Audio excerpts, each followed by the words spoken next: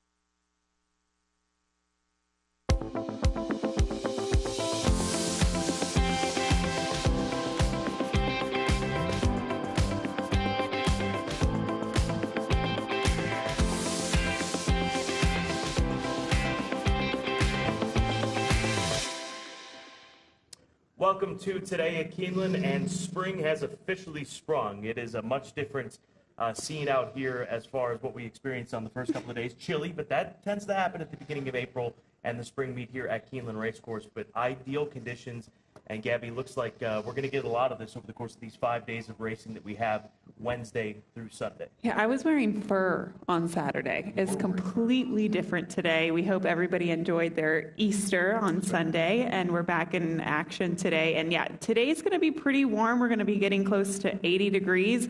It'll get a little bit more mild as we get closer to the weekend, but definitely feels like spring, finally. We've got the Wednesday Challenge. Don't forget about the Wednesday Challenge. You can take advantage of that, presented by Malone's each Wednesday during our live race meetings here at Keeneland. It's a handicapping contest. It's just $10 to enter, and you place $2 mythical win place wagers, so no money is actually required to enter. It's a $10 entry fee. You give your entries. It's the last 6 races of the day on this 8-race card, and 100% of the pool is paid out to the top 10 players. So again, Wednesday Challenge, presented by Malone's. That is over at Wagering Central, just on the other side of us, nearest the track here at Keeneland Racecourse. So we love the Wednesday Challenge. Let's take a look back at Saturday. Again, we paused on Sunday for Easter, and what a Saturday it was. Hear My Song, springing the upset in the Commonwealth Stakes for William Stinson and Alex Ashard, all smiles as they should be, as the big stout gray visited the winner's circle and ran out the race of his career. And this was a crazy race. Papilio went from last to first, coming down the stretch. Was a little bit erratic, but clearly this filly has a lot of talent. Javier Castellano for that victory for trainer Mark Cassie. And then we take a look at Goodnight Olive, champion from last year, back in action. It took some heart, I think, for her to get this win. She looked like she was tiring a little bit down the lane, but man, is she all class. Same with Caravel. Her speed on full display in the Shakerton on that grade 2. This on the heels of her success beating the boys in the Breeders' Cup Turf Sprint. Bad beat Brian. Chris Amy, who was in town to ride for his wife, Brittany Vandenberg, he said, I got a neck in front of the mare, and she came back and got that victory. Tapit Trice, too, was brilliant in the Grade 1 Toyota Bluegrass. Congratulations once again to Gainesway Farm, Anthony Beck, and Mandy Pope's Whisper Hill Farm as they're on their way to the Kentucky Derby. And Todd Pletcher, is stacked.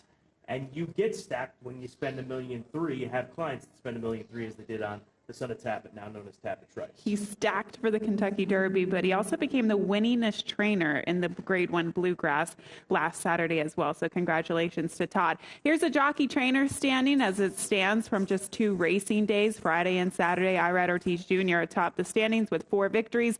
Brad Cox with 4 as well. I think he only ran 8 horses and he won with 4 of them, so about 50% right now. I would take a 50% strike rate right now if I could lock it in. I would too. He is. I'd take 30. So would I. Let's go to WKYT for the Wednesday weather.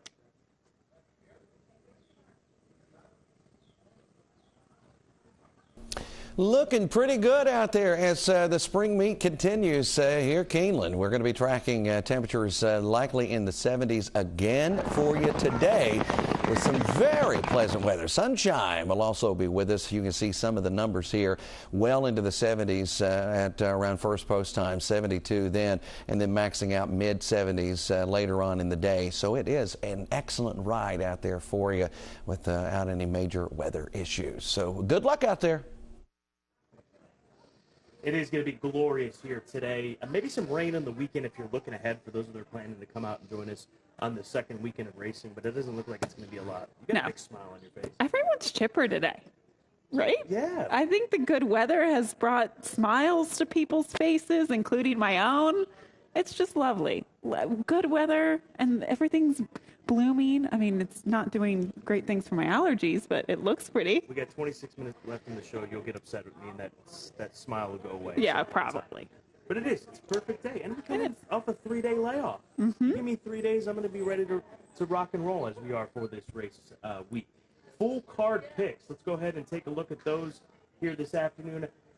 I have the mindset, well, looking at it, we don't agree. But you think it's going to be a chalky day. I do think it's I don't think it's going to be a chalky day. I love when you think it's going to be a chalky day because it means that you got to go dumpster diving, so to speak. Wow. Okay.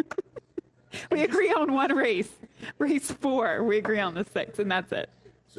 just to be clear, whatever Gabby says, I'm not affiliated with, first and foremost. But when we say chalky, we mean favorites will win. That's a term that we use. So I think the favorites are going to win today. Also, I did not realize this, and there's a lot that goes on, but I want to give a tip of the cap to Gatewood Bell and his team. Mm-hmm. You can access a digital program for free by going to Keeneland.com/program. You're shaking your head like you've known this all along, and you've not shared this I knew it for like 2 weeks ago when the press release was sent out, because I do read my emails frequently, Scott. Sure you do. And that is a huge benefit to people coming out, because I know I handicap off of my iPad. Sometimes it can be a little cumbersome bringing paper or going and finding a program. So that's huge to be able to access that digitally. Yeah, once again, Keeneland.com/program. Download the program for free each and every race day. Social media at Keeneland Racing on Twitter, Facebook at Keeneland, Instagram at Keeneland, and on Twitter. Also give FanDuel TV a follow. That's on Twitter. And also download the FanDuel TV Plus app. You can access that on Roku, Amazon Fire TV, Apple TV, and you'll be able to watch FanDuel TV, FanDuel Racing on-demand content as we get geared up for Kentucky Derby 149. Is that the correct number? Your guess is as good as mine. Did you check your email? No, not with regards to that. How about TikTok? We need to put a TikTok thing on there. Yeah, they have a TikTok. Yeah, good TikTok. You're a big TikToker, as the kids say. All into the TikTok. Let's go to race number 7. Featured event, second level allowance condition, $120,000 purse. Scratch Take a Stand, the 1, putting Sweet Serenade on the rail. Also scratch the 13 and 14. Flirting Bridge in a big field installed at even money, and I think rightfully so. I mean, this mare for the Hyder family stables comes off of a 6-month layoff, and she is a mare that was recently second via disqualification. She was moved up after only being beaten a neck at the length of this table in the Grade 1 EP Taylor Stakes behind Regier, that really nice Chad Brown filly. So that just goes to show you the clout that she comes in with. So you think it's going to be a chalky day, and the likely shortest price on the card you go against. Let's hear it. I do. I mean, I think this is about the one swing that I take, if memory serves correctly. I've got the 8 over that expected heavy favorite. Sister Luann for Mr. Ken Ramsey. He and his late wife Sarah bred this frosted filly. She comes off of a 5-month layoff. We're going to roll back her race at the end of October right here at Keeneland Racecourse. This was her most recent effort. She was beaten by a good filly in Fancy Martini. She got Lasix for the first time that day. I think that there's an opportunity for her to get the jump on the favorite. The favorite has won going a mile and a 16th. She did so coming from way out of it at Churchill Downs in her first start in the U.S. But I think that this filly keeps on going today. I know she faded in the stretch in this spot, but the fact that Irad Ortiz Jr., that should be another tell for you, where he's going, where guys like he and Tyler Gaffleone, Joao Rosario, immediately come to mind, Johnny Velasquez here at Kentucky as well. I think Sister Luann can get the jump, will get the jump on the favorite, and that's how she wins. Now, if the favorite runs her down, I wouldn't be shocked. Mm-hmm. It's what's expected.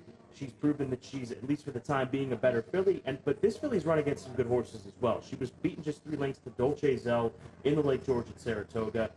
Don't worry about the Kentucky Downs form. We talk about that all the time. It's feast or famine for most horses over there. So I've got her over the favorite, and then the number 3 horse, One Time Mo. This is all about the family, the pedigree for this filly. She's by Uncle Mo for the Lothenbach Stables. She's a half-sister to 3 turf winners. So she could pop up and run a giant race, and she's won her last 2, one at Churchill, one at Fairgrounds. So I'll take a swing with her at 20-1 for one of our favorites in the game, Neil Pesce. She's in very good form, that's for sure. Now's the time to try the turf at Keeneland and see what you have moving forward over the course of the summer months. I landed on the favorite, Flirting Bridge. I think she deserves to be the favorite. I believe we have a replay of her. We'll take you back to the Grade 1 EP Taylor last time out, where she was defeated by just a neck against Rougier. Now, for what it's worth, we have seen Rougier come back in 2 races since then, and she has not run well. But that's been against graded stakes company. If she was in this race, I would say she would be the heavy favorite and probably win this race. This was a huge performance for Flirting Bridge, especially going against this level of competition. Now coming back, I hear you at 1.16 miles. It might be a little bit short, but she does have that turn of foot. She can be so quick. And sometimes I find that less distance is better for horses like that with that turn of foot. The longer they go, sometimes it kind of dampens that turn of foot. So I like her on top. I also use the 12 Lady Poochie for trainer Kenny McPeak. She's won here on the turf at Keeneland. She won an allowance race, and then she came back in the Grade 3 Valley View. I still don't know if she's quite at that level, but I do like her local experience here. And then I will use the 8 Sister Luann as you go in that direction too. The one curious thing about this race, I think the most legitimate horses in here are coming off layoffs. So I thought that maybe Blissful was a horse you wanted to consider off of her win last time out, because at least she has recency. Well, let's consider her further. Here's Tom Leach for more on Blissful in today's feature. Cherie DeVoe will saddle Blissful in the allowance feature. And tell me about that last race, the win at the fairgrounds. She's trains really well all the time. So it's just been a bit frustrating that she hasn't repeated that out in the track. So it was just nice to have her get out there. She had run previously on the dirt, wasn't her thing in the Pago Hop. So it was just nice to get her back out there and get that win and her run to her training. Things didn't go well for her here last fall, but I think she had some trouble at that race, right? Yeah, she didn't come out of the gate well and just had a hard time collecting herself after that. So, she's another one. She's had a lot of bad luck just in general, health-wise, and, just had a couple, didn't get into races. So, she's just been one of those frustrating horses by no fault of her own. And the works look good, but I guess that's normal, right? That's normal. She's a really nice workhorse. She does, she'll go a half in 48 out in a minute easily, and that's just her normal cruising speed. That's why when she breaks slow and she doesn't really get into the race, it just gives you scratches your head a little bit. That last race, a win, did you sense that has moved her forward in some way, confidence, whatever? She came out of it and she's been training great, and she looks really well. So, I hope that that's going to be her form now and not the previous races. Good luck. Thank you. That's Cherie DeVoe. Watch for Blissful in the allowance feature. Talk more about that featured 7th race when we get to our late pick 4s, but let's get into our key race analysis. I'm going to go to race number 3 on the card. It's a maiden special weight, 4 fillies and mares, 3 and up, $100,000 purse. Amoretti is even money. Here I go again playing against the favorite after I said it's going to be a chalky day.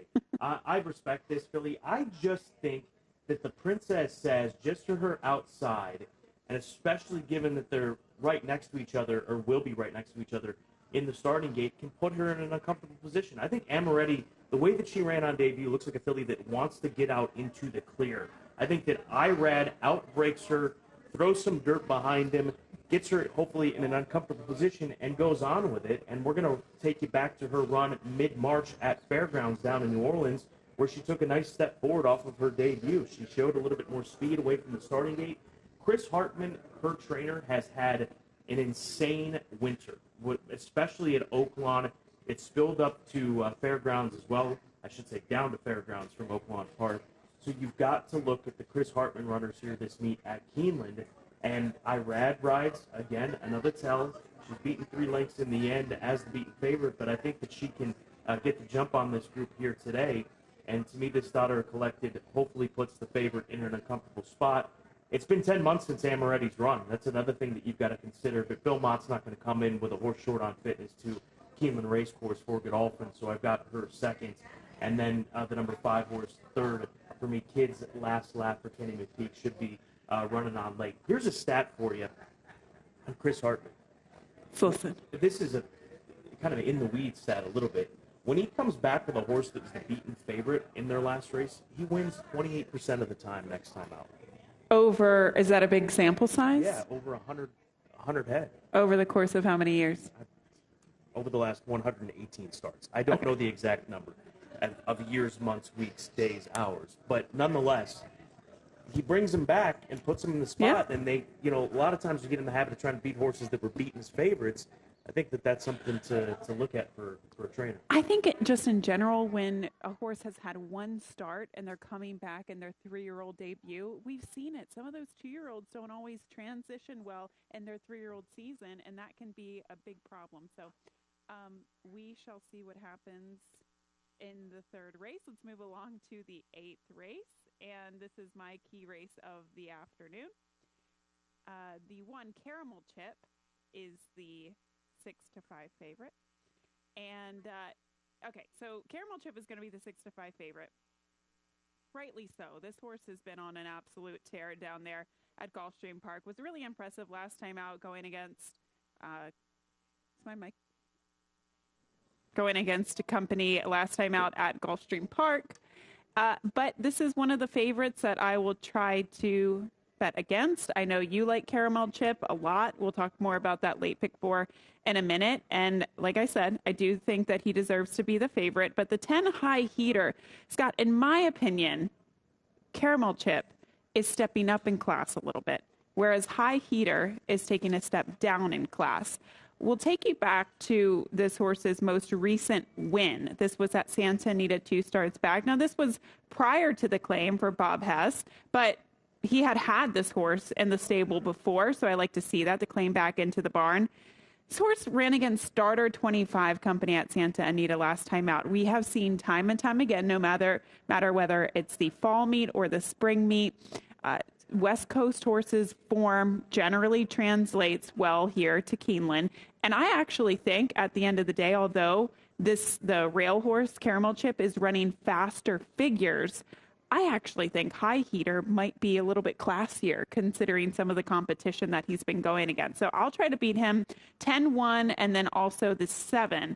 I'll use 2 Worlds for trainer Brittany Vandenberg, who could very well be the speed today at 7 furlongs after cutting back slightly in distance from a longer distance at Hawthorne last time night. All right, we're coming up to our home field advantage segments here on Today at Keeneland, and we'll go to race number 4 on the card. This 4th event, the 30,000 claimer nominated 2 lifetime and headline report for Wesley Ward has the home field advantage in many ways. Anytime that Wesley runs horses here at Keeneland, he's literally leading them over from their home just on the other side of the racetrack where he stables most of his horses. And headline report 1 for 1 at Keeneland Racecourse, and that is that one that was on debut back in April of 2021. Clocker report. We're going to start with race number 2, Unheard, out of the Chris Davis barn. Blazed out of the gate in 46-2. This was the best of 56 on the afternoon, or the morning, I should say. Unheard, quick from the gate in the morning. Barn has been cold first time out. They are due. Wesley Ward will get played in there. We did have a late scratch in that second race, too. The horse that drew in for 13. Wesley Ward, the 13, has been scratched. And then Heartbreaker for you Zeppelin fans. Worked 5/8 in a minute and 2. Lightly raced, obviously has talent. Dropped to the level to answer, and the trainer 22% off the layoff type. So that's our Clocker report, as we'll now jump into the late pick 4 on the afternoon. And race number 5 is where it begins. I'll go 2, 3, and 8. F5 for Brian Lynch, a horse that's going to get the opportunity to jump on grass. There's no evidence of turf success on the mare side, but Brian Lynch, he's 22% when horses try grass for the first time in their career, and then the other ones speak for themselves, the 3 and the 8. As far as race number 6 is concerned, I'll go 4 deep in here, including the 2-horse Soft Pants, as Joel Rosario takes the call for Joe Sharp, and then 6, 7, 9 as well. In race number 7, going to find some coverage in there, even though we're going to have one of the shortest favorites of the day with the favorite in race number 11. I'll go 3, 4, 8, 11, and 12, and then Caramel Chip to close things out in race number 8. Okay, I'm going to take a look at the late pick 4 sequence. I wanted to have most coverage in race 5. I just think that is a little bit of a tricky race. So to talk about that race, the 11 Explosive is going to be my top selection, because I do think he'll be on or near the lead at this distance on the turf, but I don't really have confidence in any particular horse in there. So I wanted to have coverage in that race. In the 6th race, using the 6 and the 7, Money Run is 7-5 on the morning line. He's probably the likeliest winner, but I really have an opinion on the 7 Street Swag at a better price. In the 7th race, I'm just singling Flirting Bridge. I mentioned I took shots against some shorter price favorites throughout the afternoon. That is not one of them. And then we get to the 8th and final race, 1, 7, 10. I did include Caramel Chip, but also my top selection and High Heater, and then that 7-horse Two Worlds, who I think is pretty quick from the stalls for Brittany Vandenberg. So that's a look at my ticket, $15. Sales Grad Spotlight, race number 6. This is a starter $50,000 allowance race, 6.5 furlongs the distance. And the number 8 horse Counter Spy was sold for $150,000 as a yearling in the September sale of 2021. Here's another example of the cross that I referred to a couple of times last week. Gunrunner with now Pulpit. Now Pulpit's the sire of Tappet, so it does fall into line, but Gunrunner with Tappet, and you follow those family lines, they've worked. And here's a gelding that is just 1 for 7 in his career, but finished second in his last 3. You were up there. You were up announcing during that. Well done. Thank you. Got this horse sold. Good For job. 150. Bred by Winchell Thoroughbreds. Mr. Oxley owns this one, so good luck to the team. 3-1 on the morning line. But not to make light of it, that has been such a crucial and productive cross. The Tappet on the Gunrunner Tappet, but also Gunrunner Pulpit on the bottom side as well. Just you can follow a generation away. Yeah. It's Gunrunner. It's Candy Ride as well. So keep those in mind, and we'll do our best to point in those directions for you as well. Best segments. Easter's over. Scratch the 2, the 4, the 5, and the 8, and Caramel Chip, 6 to 5. You go Caramel or Caramel? Caramel. What about you? Caramel. Really? From Chicago. Sounds difficult to say. Caramel. Yep. Caramel Chip. I'm guessing that's what Mr. Kurt Becker is going to go with. Just has been in phenomenal form. I think clear-cut top 3 in this race. That's the idea. I'm going to play a straight trifecta in this instance.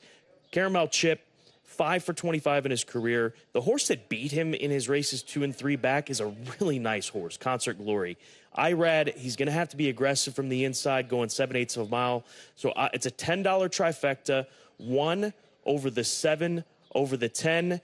Two Worlds has been on a roll.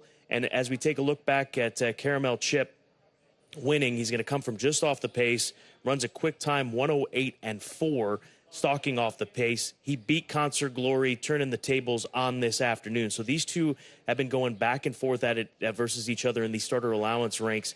There's no Concert Glory here today, but there is the number 7 horse, and I stand by this idea. I will continue to. When you've got good barns coming down from Chicago, they could have easily stayed back and raced at Hawthorne and found easier competition. But the fact that Two Worlds comes down to here has to be respected.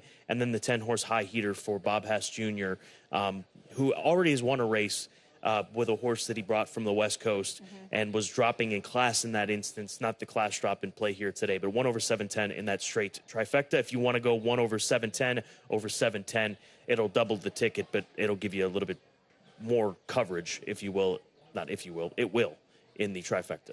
All right. All chips in on Caramel Chip in the last race. I'm going to take us to a little bit earlier in the day, race 6, and we'll have a heavy favorite in this race and Money Run at 7-5 on the morning line for trainer Steve Asmus. And this horse comes out of back-to-back efforts at the fairgrounds in his last 2 starts. Now, in his last race, he lost at 90 cents of the dollar. He lost at 90 cents of the dollar. I don't know if my mic's working or not, but I'm going to keep talking, Scott. The Money Run last time out, I can't fault him. He lost to a wire-to-wire winner. This is Street Swag, though. Beat me to the punch. This is Street Swag, my top selection, who won that maiden claiming race 2 starts back. So the story with Street Swag.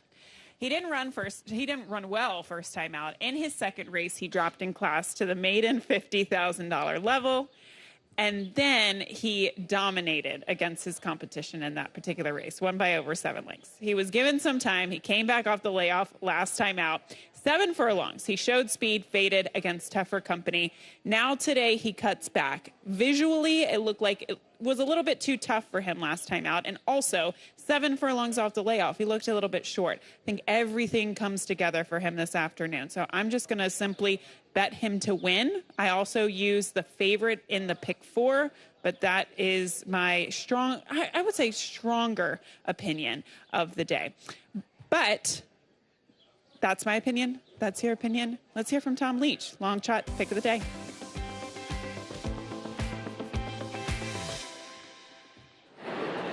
Longshot pick on the Wednesday card comes in race 5, number 10, Iconic Adventure. This horse is really bred to do well on turf. Ran his best race going 1 mile and 1/8 the first time, and it's Bill Mott and Godolphin. So, hey, we'll take that price and take a shot with number 10, Iconic Adventure.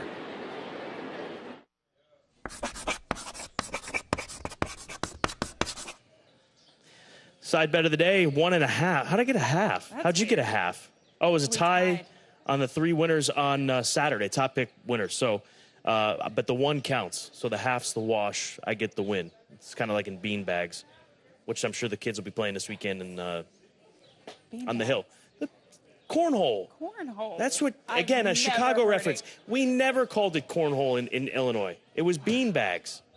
That's new. That's new. Okay, well, anyway, new week, and these are the super cool prizes you can win. Hashtag Team Scott, hashtag Team Gabby. I'm feeling good this week. Wednesday challenge. It took me a weekend to warm up. I'm feeling warmed up. You're on the shelf a little bit. I heard you might have injured yourself over the weekend. I did, playing pickleball. So, I threw my back out. That's why we're sitting on stools right now. I feel like psychologically that's going to have an impact on you this week, and I'm gonna pick up the pace here. Okay, so Wednesday challenge. Just do that. It's Wednesday. Last 6 races of the day. $2 win place wager. Last 6 races of the day. Make sure you participate. Head over to Wagering Central and get involved. It's a $10 entry fee. And 100% of the pool is paid out to the top 10 players. So make sure you take advantage of that. Your favorite soup is the soup of the day. I don't know if you caught that. Yeah, Chardonnay Gouda? Smoked Gouda Chardonnay bisque. So hurry to the stands because Gabby will be lapping it up over the course of the morning. You said you're all over your emails. What's the count on the emails right now? I'd say the over-under's at 1,500. I'd say over 1,500. 1878. 1,878 unread emails on Gabby's phone right now. You've got some work to do, Madame Gaudet. It's all spam. Erase it. Don't erase us, though. Thanks for joining us here this morning on Today at Keeneland.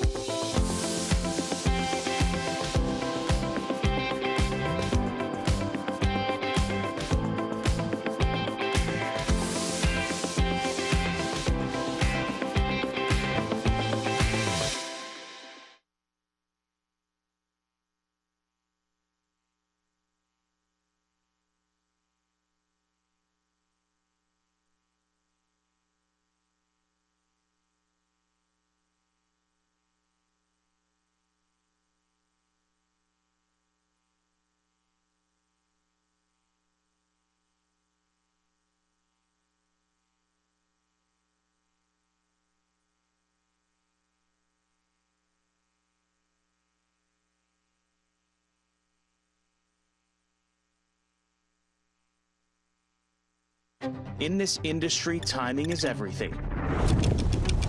Every moment counts. And this moment is yours to seize. Sell a hot runner. Find your next winner. Strengthen your stable. Sunday, April 30th at Keeneland, following the spring race meet. The April Selected Horses of Racing Age sale, a sales event to kick off Kentucky Derby week at the World's Marketplace.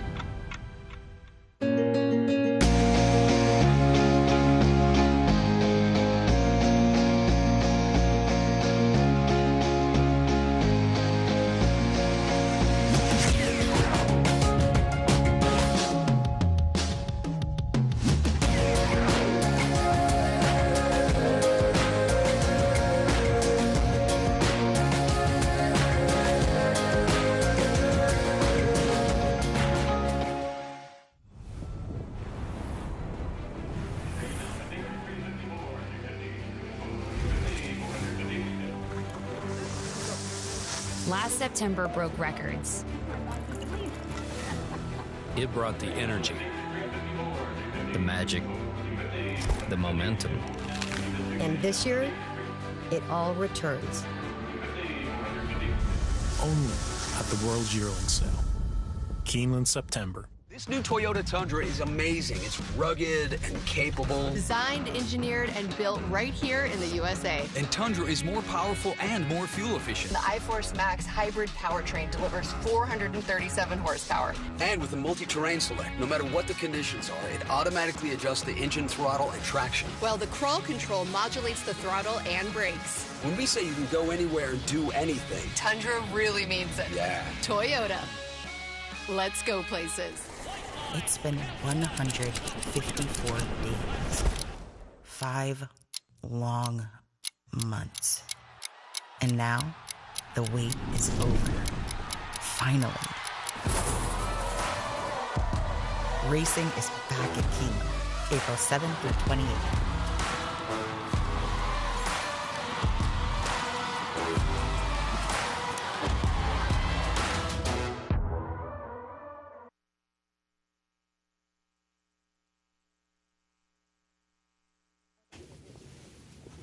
Keeneland welcomes Kristen Williams to the paddock. Kristen is a former Miss Rodeo Oklahoma and the wife of Darren Williams, who trains for Cherie DeVoe Racing here at Keeneland. Kristen has loved and ridden horses her entire life and has grown to love the sport of horse racing. At this time, we ask that you would please rise as you are able for our national anthem. Oh, say, can you see by the dawn's early light what so proudly we hailed at the twilight's last gleaming, whose broad stripes and bright stars through the perilous fight o'er the ramparts we watched were so gallantly streaming, and the rocket's red glare, the bombs bursting in air, gave proof through the night that our flag was still there. Oh, say does that star-spangled banner yet wave o'er the land of the free and the home of the brave.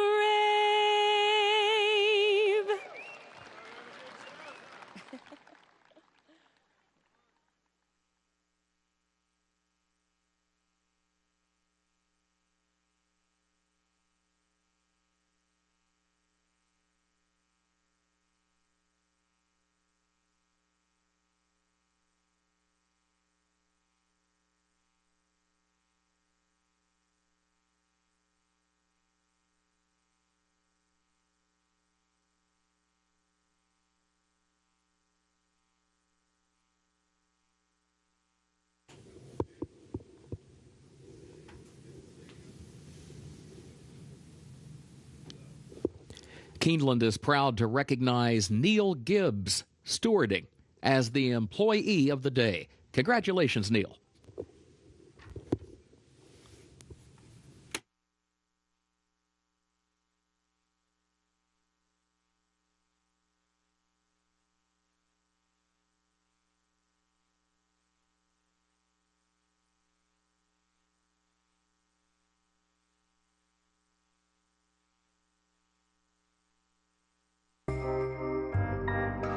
In the event of an emergency, Keeneland is dedicated to ensuring the safety of our patrons. This video illustrates the proper evacuation protocol from all locations in the Keeneland Grandstand facility. Depending on the nature of the emergency, directions may be altered. Please remain calm and follow the direction of guest services and security personnel. Patrons should never use elevators during an evacuation.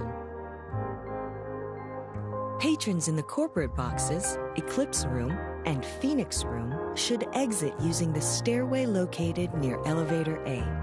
Proceed down the stairs to the ground floor and veer right to exit through the lower club entrance. Patrons in the Lafayette Room, Keeneland Room, Lexington Room, and Kentucky Room should exit using the stairway located near Elevator B.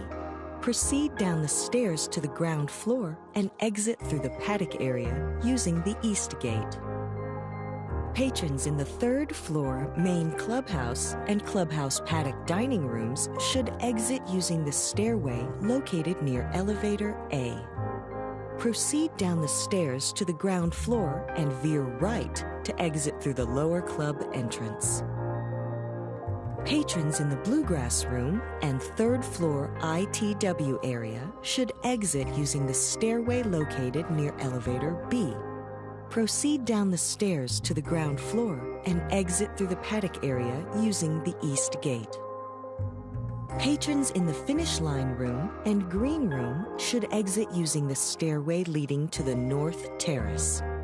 Proceed down the stairs to the second level and through the doors outside. Proceed down the stairs to the ground level and exit through the North Gate. Patrons in the outside reserved grandstand seats and boxes should proceed down the nearest stairway to the ground level. Proceed under the grandstand towards the paddock area and exit via the nearest point of exit, the South Gate or the East Gate. Patrons in the second floor main clubhouse dining room and life members room should exit using the stairway on the south side of the administrative offices. Proceed down the stairs to the ground floor and exit through the South Gate. Patrons in the second floor clubhouse paddock dining room and clubhouse tavern should exit using the stairway located near Elevator A. Proceed down the stairs to the ground floor and veer right to exit through the lower club entrance.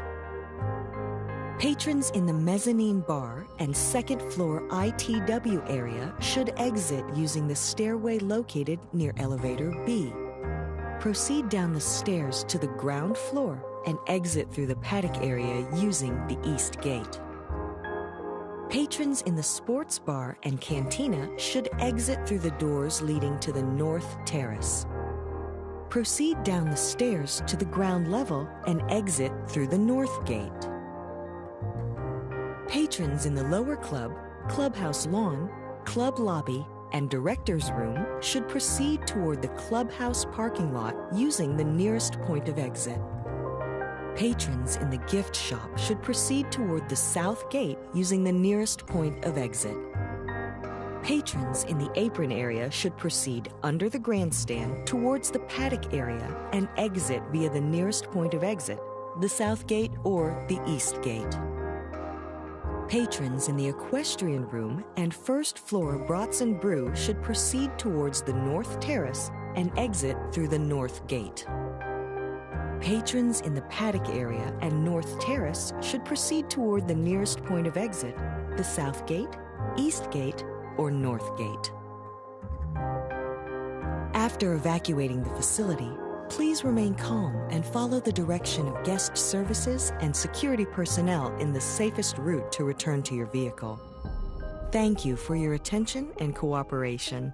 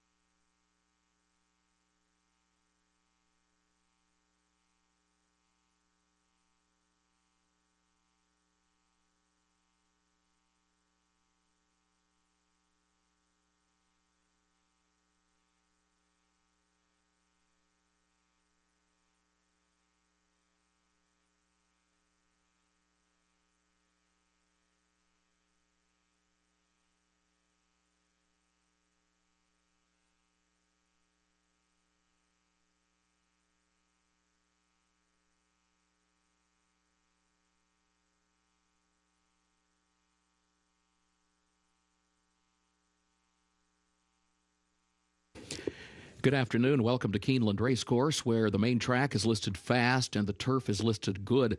Please note the temporary rail is at 30 feet today on the turf course. Rail at 30 feet on the turf course. Time now for a look at the program changes. First race, where the first of the day is rolling doubles and pick threes, and also the early pick 5 gets underway. No changes in that first race. Turning to race 2. Second race, start of the early pick 4. Scratch number 3, Mombela.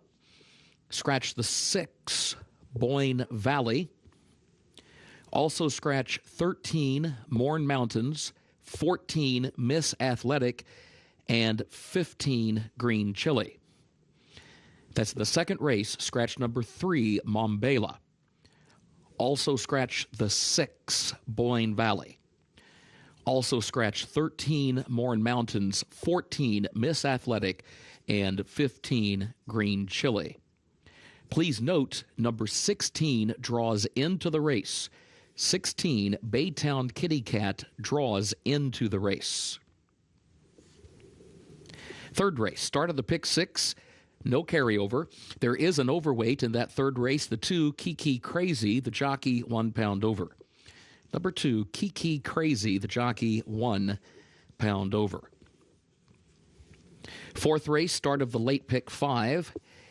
In that fourth race, contrary to the program, number 3 is a gelding. Contrary to the program, number 3, Born Flawless, is a gelding. Race 5, start of the late pick 4.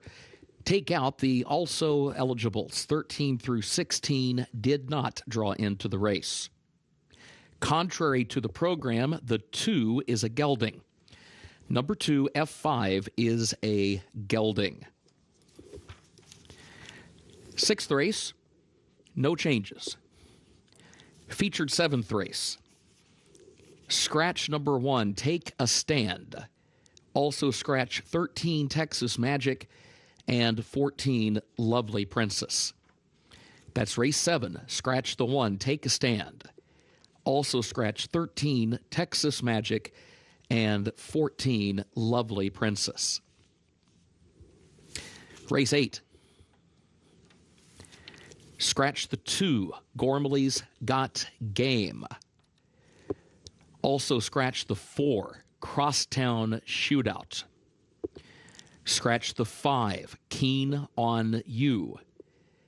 And scratch the 8, Vittori Kin.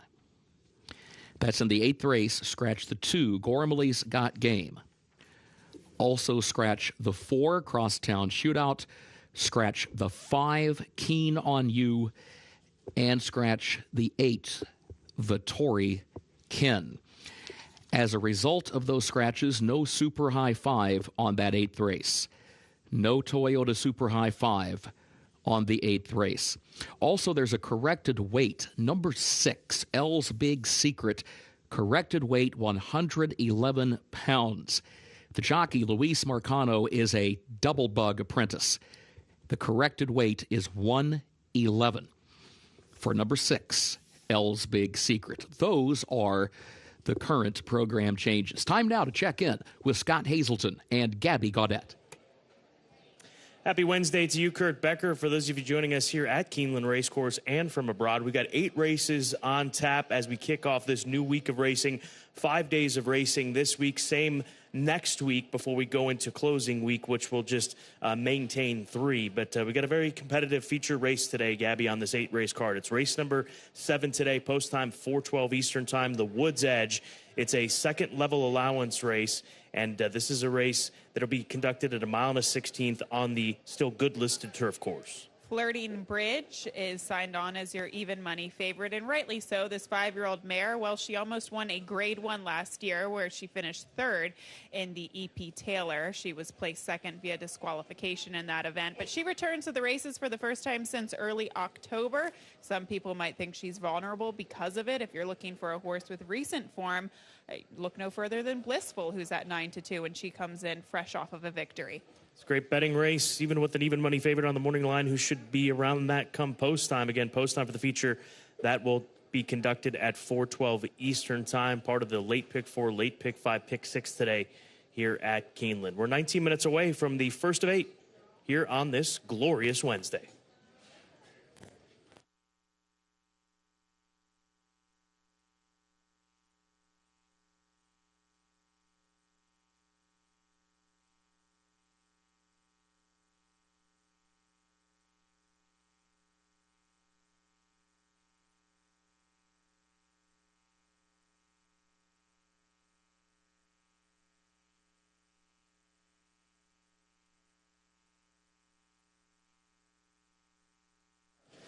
Early pick 5 time here at Keeneland. 18 minutes to post. The favorite, Edgy Angel, the number 3, who we'll get to third up in this discussion over here on the paddock. Mirth and Merriment is where I ended up on top. I think that this is a filly that sets the pace here today from that inside post. Hopefully she can break sharp. When she's been at her best, she's broken away from the starting gate. But I'm not saying that she's necessarily a quick sprinting type. I just don't think that there's a whole heck of a lot to go with her here today on this cutback and distance situation. So I'll take a swing with Mirth and Merriment as my top selection.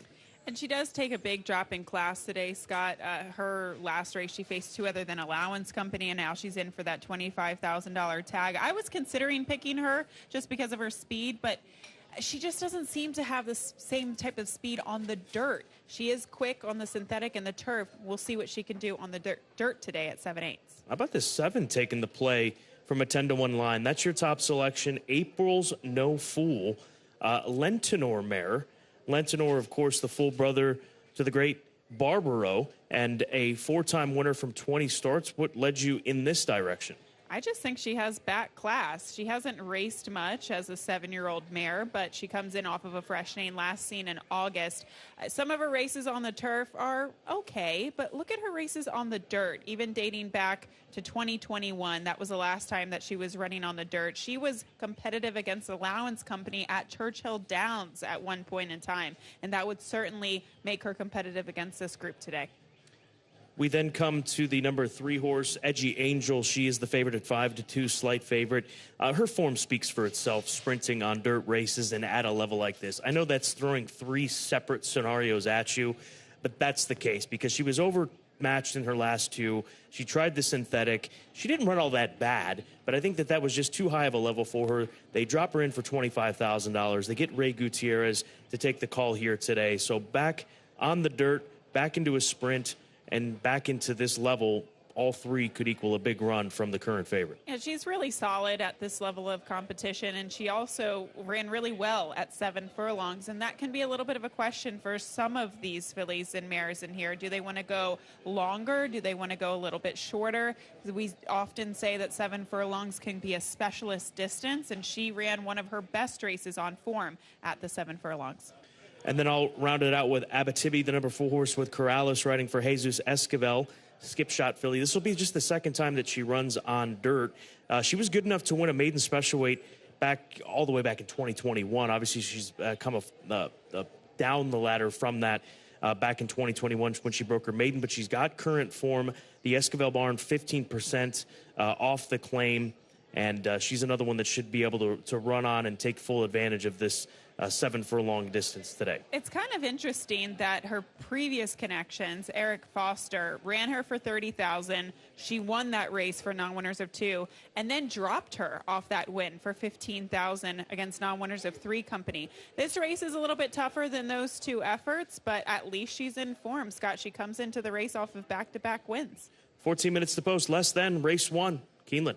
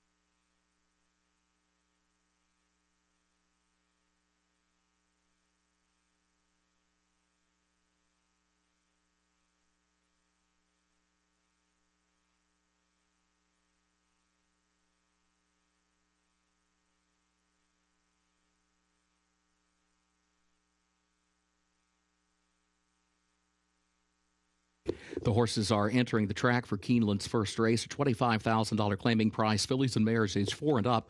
Beard course distance about 7 furlongs over the fast main track. Main track is fast. The turf listed good. The rail at 30 feet on the turf course today.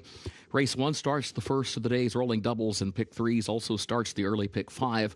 No changes in the first race. Post time at 7 minutes.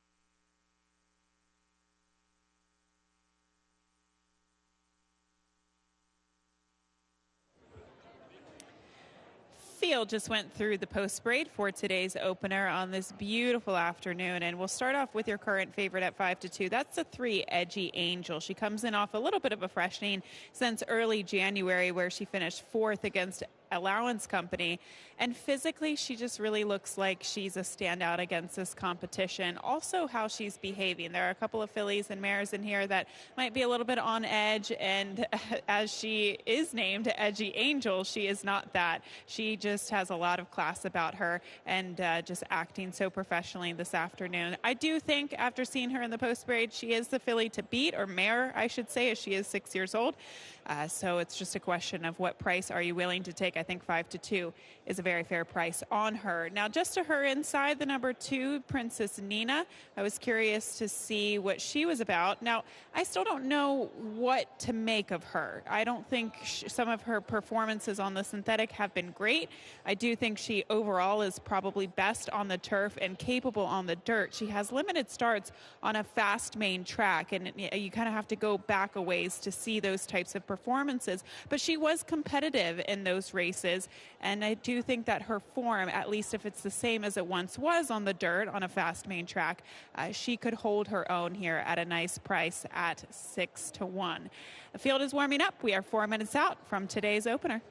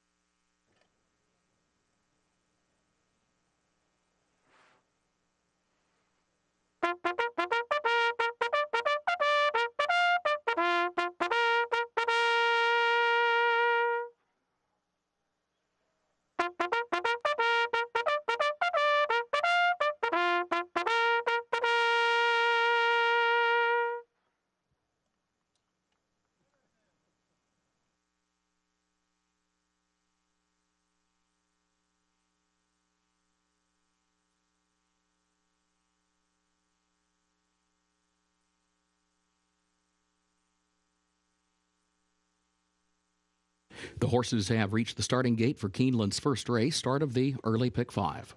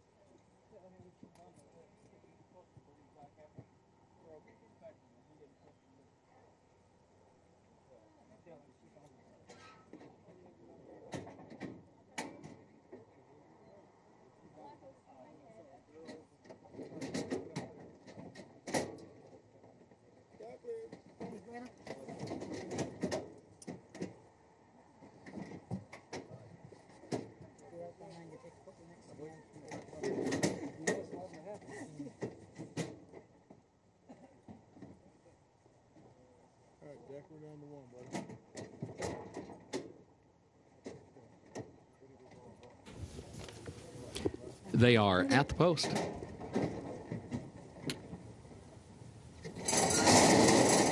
And they're off. Mirth and Merriment for the lead from the inside. April's No Fool is there. A bit of bye up close in the opening strides as well. Mirth and Merriment up the inside as they head up the backstretch. Has the lead 3/4 of a length. A bit of bye will go second, a length and a half. April's No Fool is third. Dorota is in the 4th position. Princess Nina 5th down toward the inside, just over 3 lengths off the lead. Revs Run 5th out in the center of the track. A gap of 3 more lengths then back to Edgy Angel, who is next to last. And Super Tale of Houdini is the trailer, opening quarter 23.25 seconds. Mirth and Merriment the leader. Mirth and Merriment leads it by 2 lengths to the far turn. A bit of bye. Second by just a neck. Princess Nina now a close third down toward the inside. Looks for more running room from there. Third just a half length. Dorota 4th in between horses. April's No Fool is a wide 5th, just over 5 lengths from the front. Revs Run, then Edgy Angel. Now Edgy Angel is still next to last and running 10 lengths off the lead. A gap of 2 more behind her to Super Tale of Houdini. Top of the stretch, Mirth and Merriment the leader. Mirth and Merriment 2-length lead. A bit of bye is second by 5. Back to April's No Fool, who goes a wide third off the far turn. Mirth and Merriment comes to the 8th pole, leads it by 3, by 4 lengths now into the final furlong. As a bit of bye goes second by 4. April's No Fool third, and then Edgy Angel, who is 4th, but well behind the leader. 16th to go. Mirth and Merriment. Joe Rocco Jr. have this one wrapped up. Mirth and Merriment wins it by 5 lengths on the line. A bit of bye was home second. Edgy Angel was up in time for third, and April's No Fool 4th.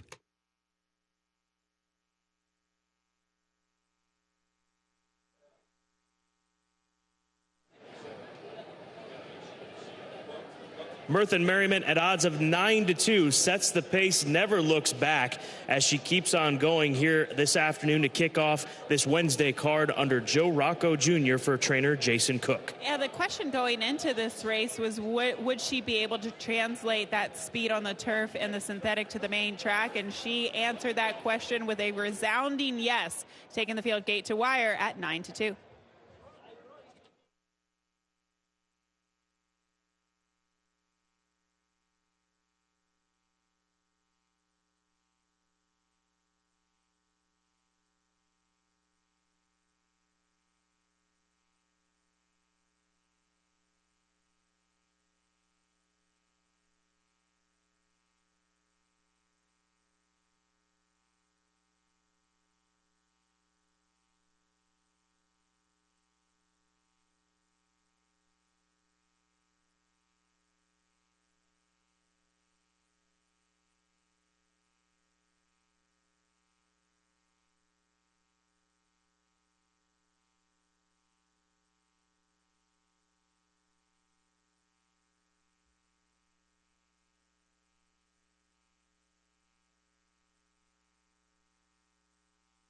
The unofficial results of Keeneland's first race: number 1, Mirth and Merriment, was first.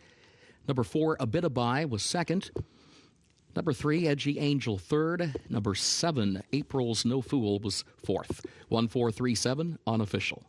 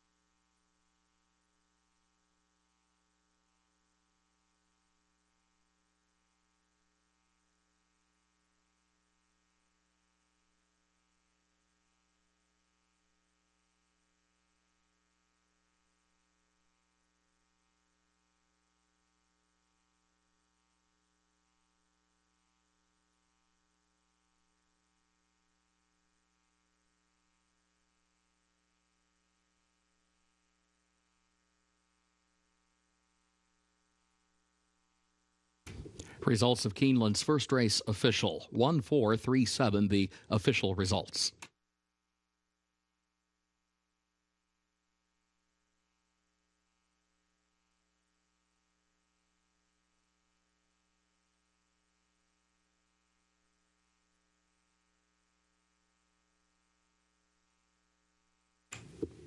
In the winner's circle for the first official winner, number 1, Mirth and Merriment, owned by David E. Miller, trained by Jason Cook, Joe Rocco Jr., the jockey. Mirth and Merriment, a 4-year-old filly by Connect, out of Child Please by Warfront, bred in Kentucky by Fox Strauss, Kentucky. Beard course, about 7 furlongs, 1 minute 27.67 seconds.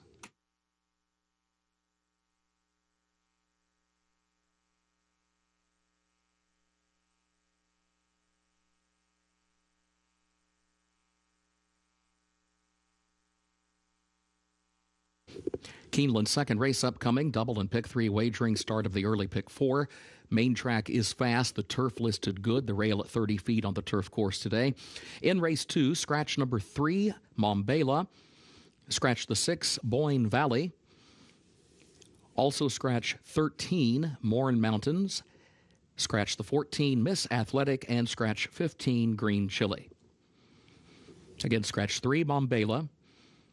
Also scratch the 6, Boyne Valley, and scratch 13, Morin Mountains, 14, Miss Athletic, and 15, Green Chili. A reminder, number 16 draws into the race.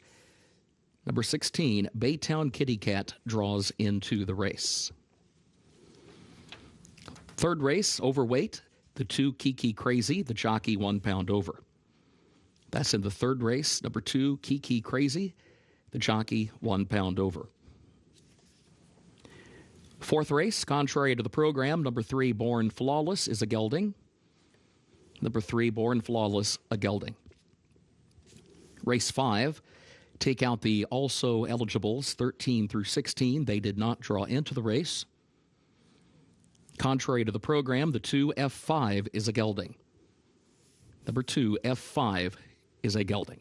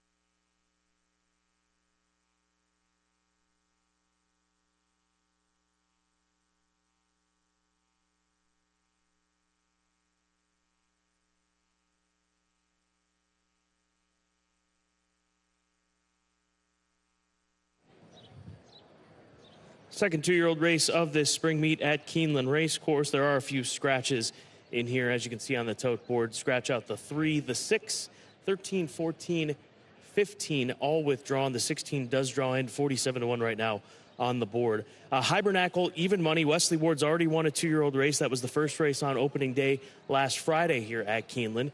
And here's a filly by Hootenanny that he bred out of an Officer First Dam. That is a lot of speed to work with for Joel Rosario. It's been a productive family. You've already had two-year-old winners for that First Dam. In searching for a hero, she's had 2 two-year-old winners from the 3 starters and 3 winners that she has produced.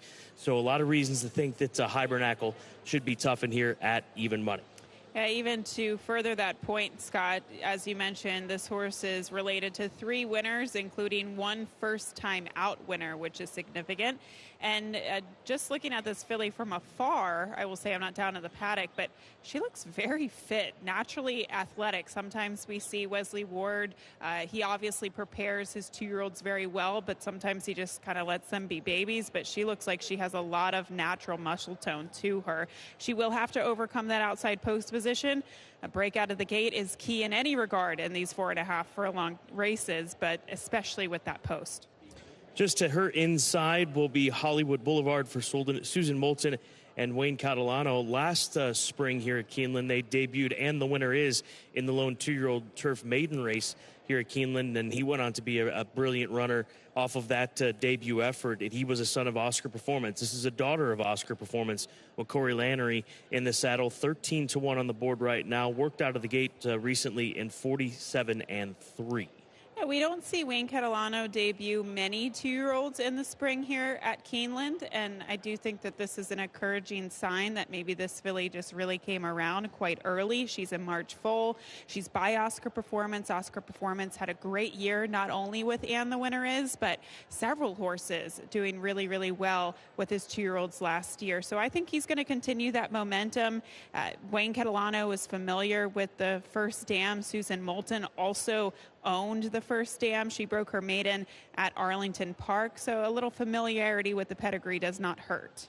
Unheard is getting some attention here. No surprise. That's the number 2 filly for Legion Racing and Chris Davis. She's been working very fast. She worked out of the gate in 46-2 back on the 5th of April. Daughter of Street Boss Jimmy Graham takes the opportunity. Part of our clock report discussion this morning on Today at Keeneland. So we'll see if Unheard can break as sharply as she did. One would think. I'm going to have a chance, I think, here in a few moments to speak with Chris Davis about that workout with the 2-horse Unheard. But she made a splash with those times that she's put together in the morning. Yeah, and it's all about the afternoon, though, Scott. It's a completely different experience in the afternoon, especially with that inside draw. You have so many horses to your outside. You're loaded into the gate relatively early. You have to stand there. So it's also not only are they naturally talented, but it's the mental portion of this experience this early in their career. So that's one thing that we obviously will be paying attention to. Right now, looks like she's acting so professionally as she's entering the stall to get the saddle on. And then finally, in this discussion paddock side, the 7-horse Green Tees, 9-1. We talked about Luis Mendez with a couple of 2-year-old runners he had on that first 2-year-old race on opening day, the first race on opening day. This horse has 3 published workouts at Dixie Downs in Utah, the 1 work here at Keeneland in 35-3 out of the starting gate. So like I said before, Dixie Downs, you see that DXD in the workout lines as Green Tees maintains. You've got to pay attention to it, and she's 9-1 on the board right now. Declan Cannon will take the call. Yeah, Luis Mendez does prepare a lot of his horses at Dixie Downs, and he at least told me last week with his 2-year-olds that he likes to prepare them up there and then ship them here to Keeneland. Some of them not having received their gate card. Sometimes they have to go to the gate here and get that approval from the starter here at Keeneland, and maybe that's the case with the 7 Green Tees, as she did have that gate work on the 2nd of April at Keeneland, 8th best out of 43. But again, she looks very well prepared in here for Luis Mendez. Scott, I'm going to keep picking Luis Mendez 2-year-olds in the top 3, and hopefully we pop with one of them at the meet. Race number 2, 14 minutes to post. This will begin the early pick 4. Always exciting times. We got 2-year-old action here at Keeneland, and it's coming up next.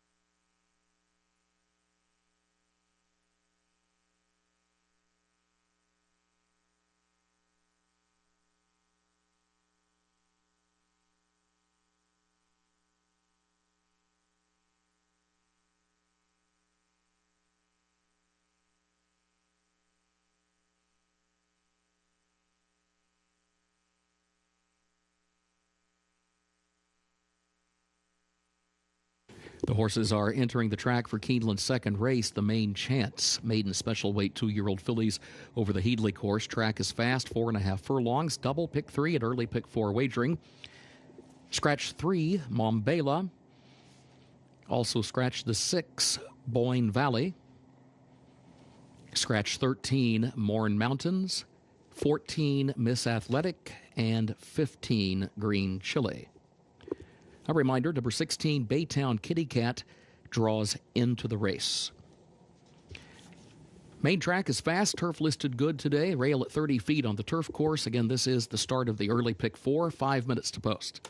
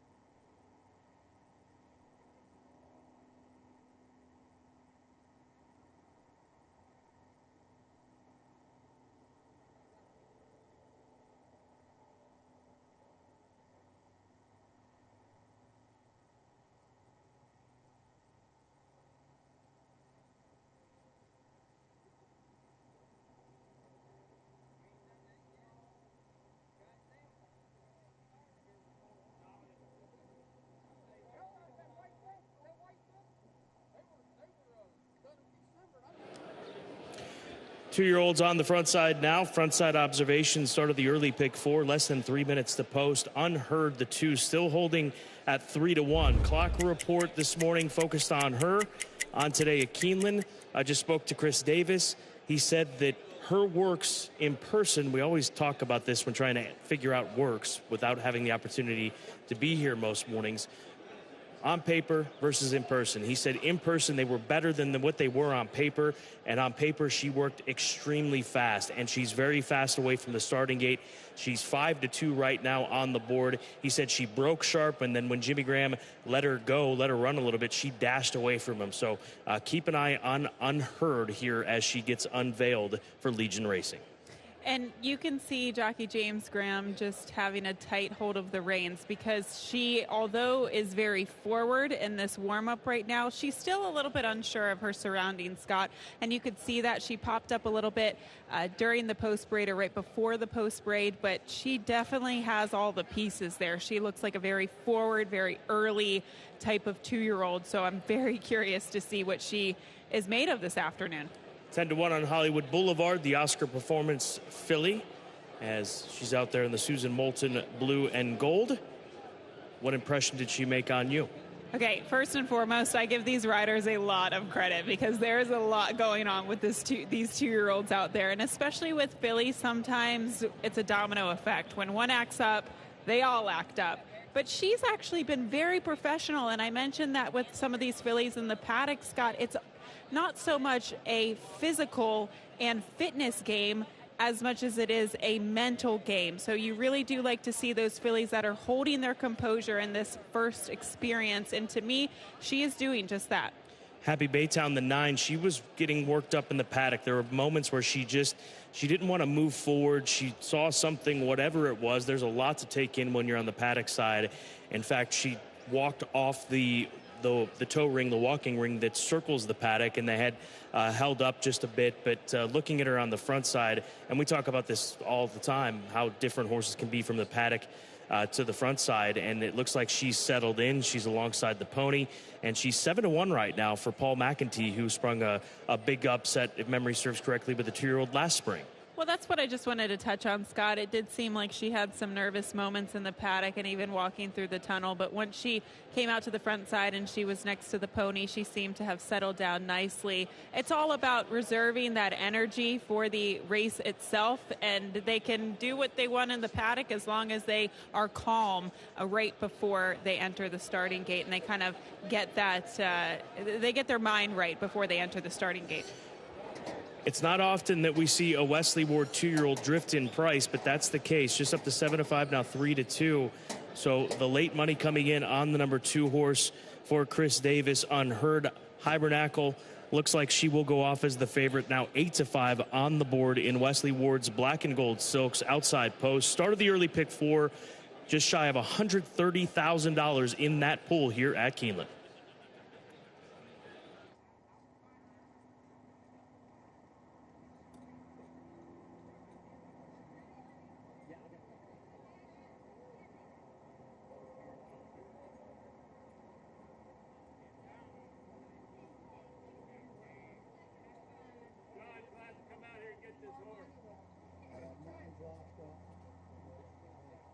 The horses have reached the starting gate for Keeneland's second race, the Main Chance, start of the early pick 4.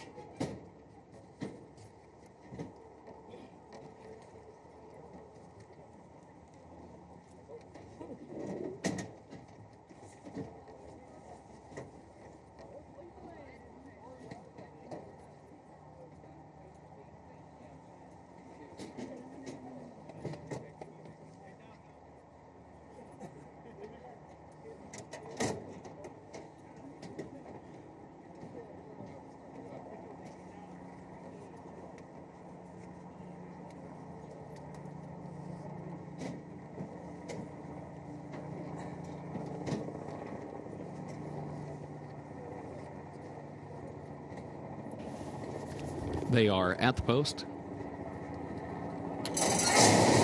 And they're off. Hibernacle bounds right into stride coming out of the starting gate and goes right to the front. Happy Baytown is going to be right there in the opening strides, though, in fact, and moves by for a short lead. Now Unheard moves up the inside, pokes ahead in front. Green Tease is third. Hibernacle, after breaking well, is wide in fourth. Around the first turn, 3 lengths from the lead. Hollywood Boulevard, 5 lengths from the lead in fifth. Next Dot is in sixth. Midnight Angel is seventh. Bootsie's Merlot is in eighth. Baytown Kitty Cat is a wide ninth off the far turn. My Sweetheart Danny, and then Joy Herrera, who is at the back. Unheard leads it. Happy Baytown is there. Hibernacle is trying to get untracked on the outside from third. Gap of 5 back to Hollywood Boulevard.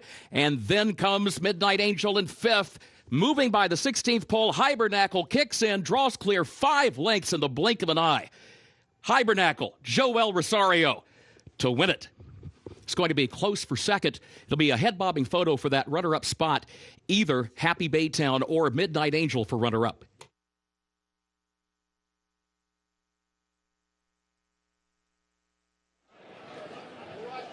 Well, she didn't show speed away from the starting gate, but boy, did she finish off nicely, going 4.5 furlongs. Hibernacle for Wesley Ward, train's own bred.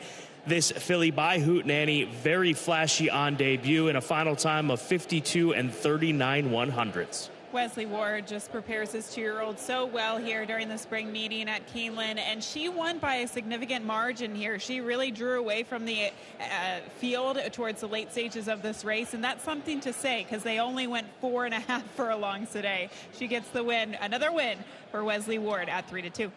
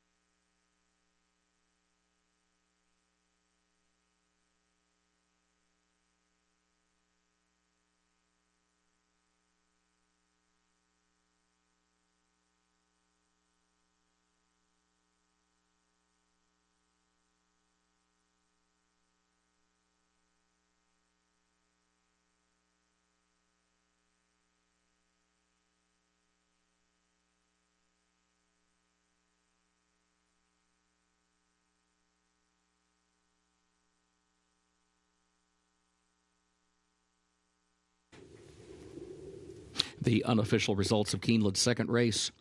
Number 12, Hibernacle, finished first. 9, Happy Baytown was second. 5, Midnight Angel, third. 10, Bootsy's Merlot was fourth. 12, 9, 5, 10, unofficial.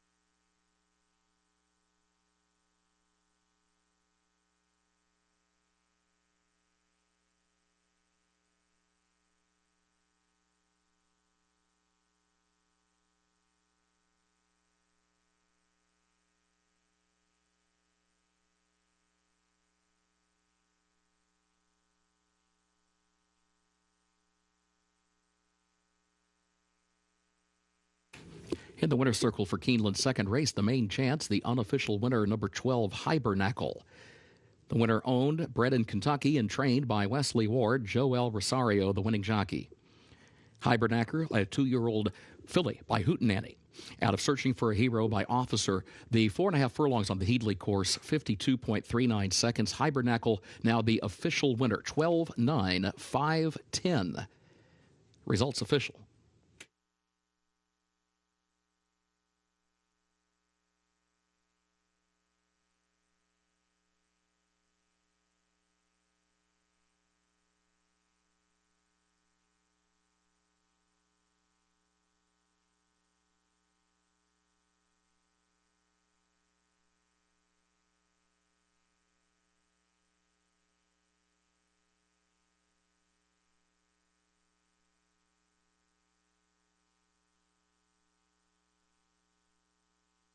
In the winner's circle, the main chance trophy presentation to the connections of Hibernacle.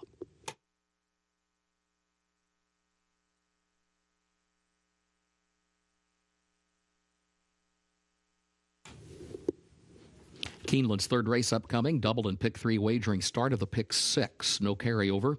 Main track is fast, the turf listed good today. The rail at 30 feet on that turf course. In the third race, overweight the 2, Kiki Crazy, the jockey, 1 pound over. That's the 2, Kiki Crazy, the jockey, 1 pound over. Fourth race, contrary to the program, number 3, Born Flawless, is a gelding. Contrary to the program, number 3, Born Flawless, is a gelding. Race 5, take out the also eligibles. 13 through 16 did not draw into the race. Contrary to the program, number 2, F5, is a gelding. Again, contrary to the program, number 2, F5, is a gelding. Sixth race has no changes. Featured seventh race, scratch the 1, Take a Stand. Scratch 13, Texas Magic. And scratch 14, Lovely Princess. It's the featured seventh. Scratch the 1, Take a Stand. Scratch 13, Texas Magic. Scratch 14, Lovely Princess. Eighth and final race, scratch the 2, Gormley's Got Game. Scratch the 4, Crosstown Shootout.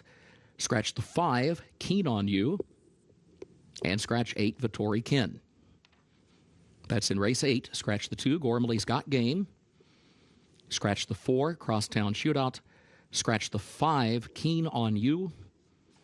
And scratch the 8, Vittori Kin.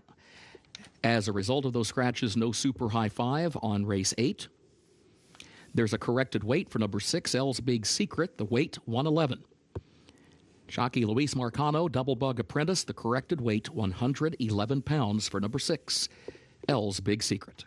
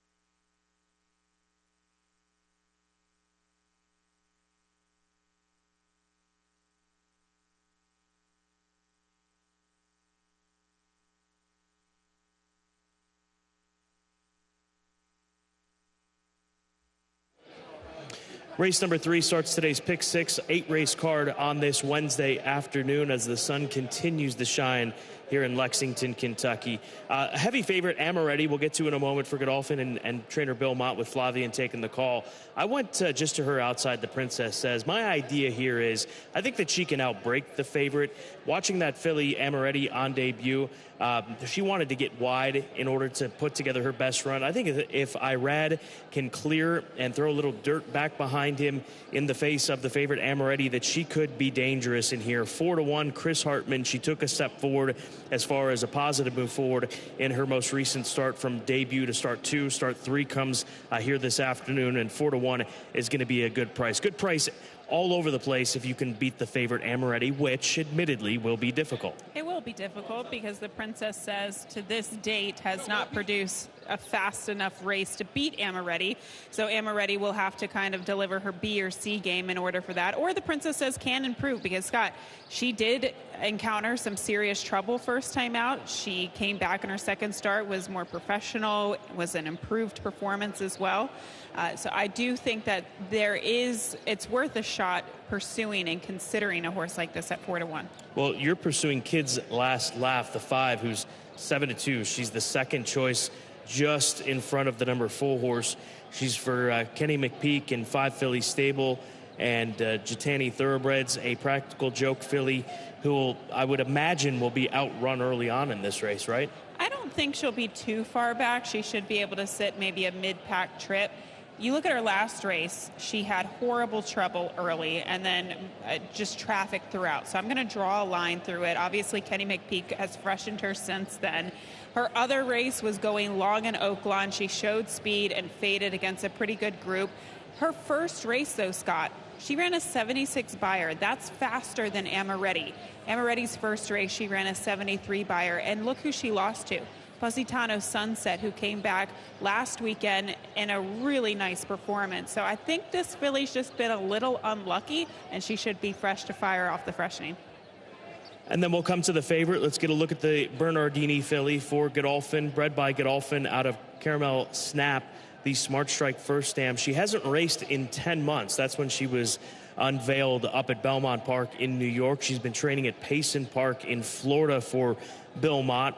And she was beaten by a nice filly. Union Lake was expected to win that race. Union Lake finally got to her in the end and won by 3/4 of a length. But quickly run race up at Belmont. And if she can repeat that, she should be tough. But like I said before, what was your take on the way that she ran that race? Because I thought that she wanted to be out in the clear and didn't appreciate being down on the inside of horses. Yeah, I would agree with that assessment. And so much can change from June of last year to this time of year, Scott. And I actually was incorrect on today's morning show. I said from 2 to 3. She's a 4-year-old. She has taken a long time to get going, and that's kind of unusual. So we'll see. I think that there are some favorites that you want to go towards and some favorites you want to beat today.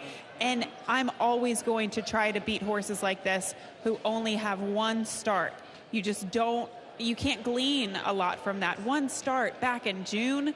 There's just too many questions for me to take this price at 3-5. She is a heavy favorite as expected.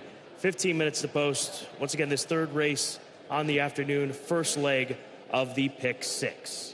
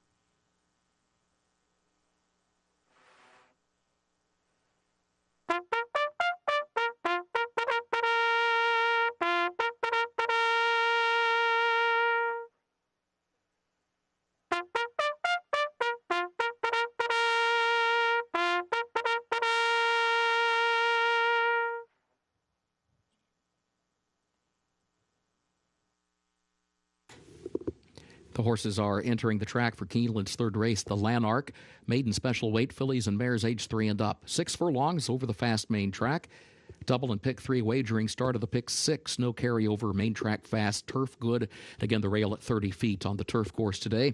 In this third race, a reminder, the overweight number 2, Kiki Crazy, the jockey, 1 pound over. Post time in 6 minutes.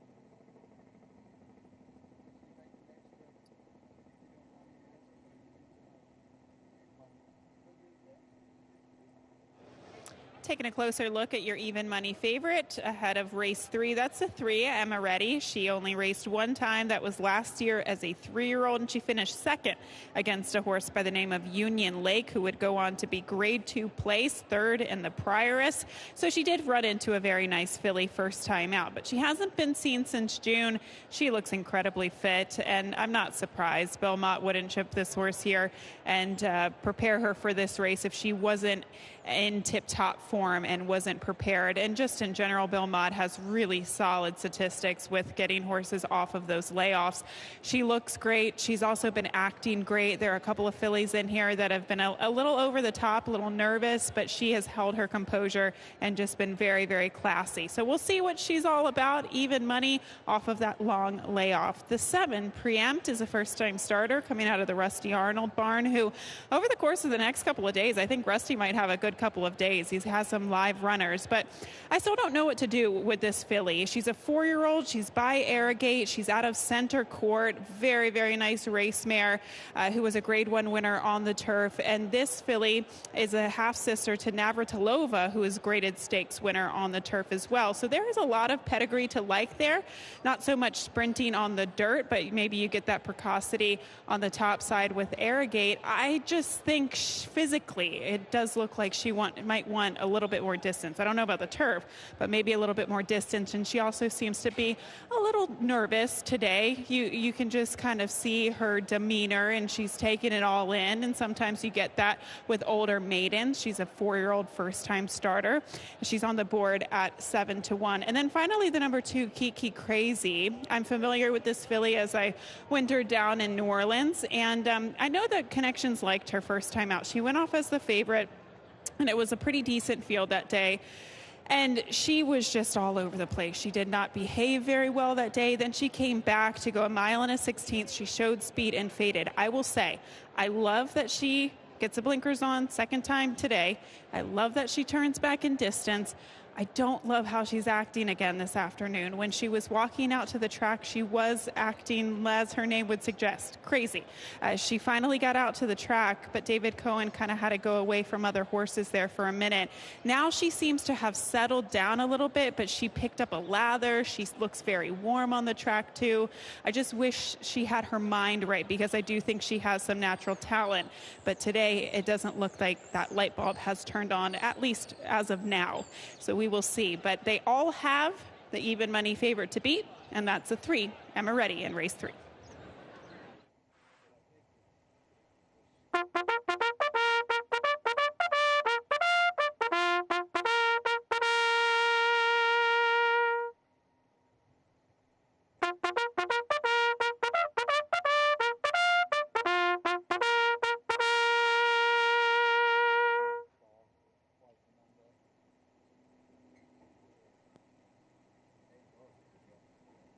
The horses have reached the starting gate for Keeneland's third race, the Lanark, start of the Pick Six.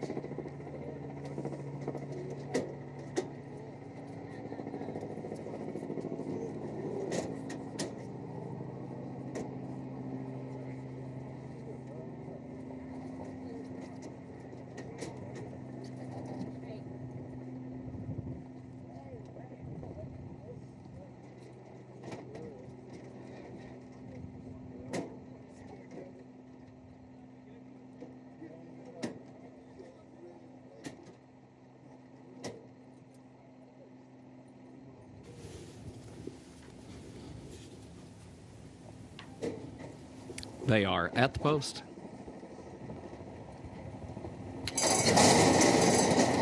And they're off. The Princess Says comes out for the lead. Amaretti comes away in the second position.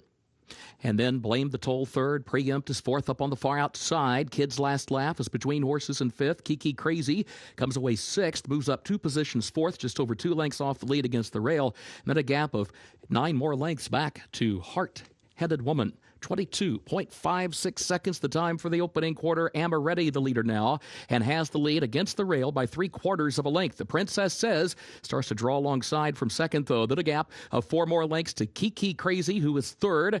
Preempt is a wide fourth. Blame the Toll between horses fifth. The 7 from the front, top of the stretch.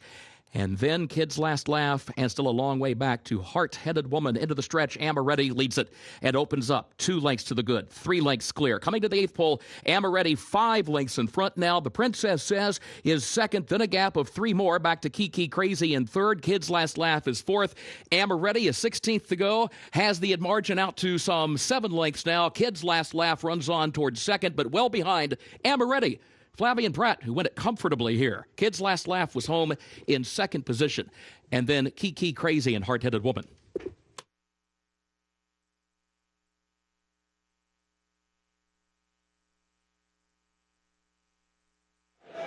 That is the full definition of just being better, outclassing your competition. The full horse outbroke her early. No panic whatsoever from Amaretti. She worked her way to the outside. She disposes of the 4 and kicks on home in 1:10 and 2. 1:10 and 58/100ths, a very fast time and a dominant performance for the Godolphin filly. This victory was never in doubt. You could just see the way that she was traveling. This looked like a little workout in the morning, but she got paid to do it this afternoon. Amaretti, a beautiful return to the races for the Connections.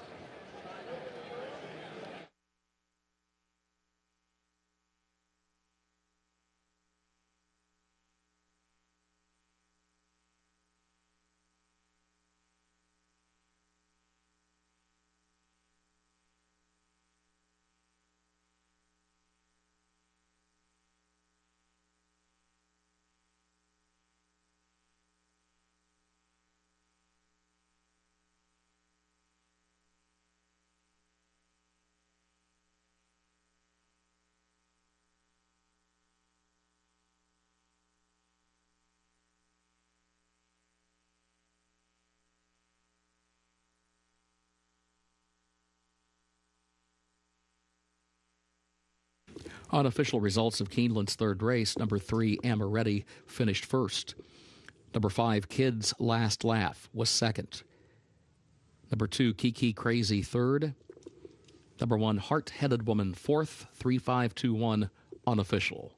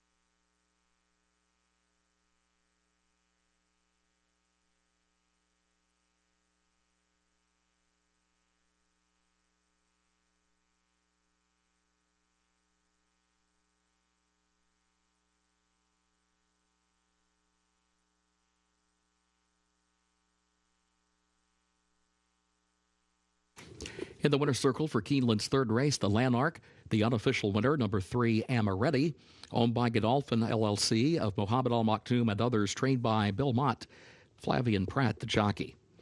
Amaretti, 4-year-old filly by Bernardini out of Caramel Snap by Smart Strike. The winner bred in Kentucky by Godolphin. 6 furlongs over the fast main track, 1 minute 10.58 seconds.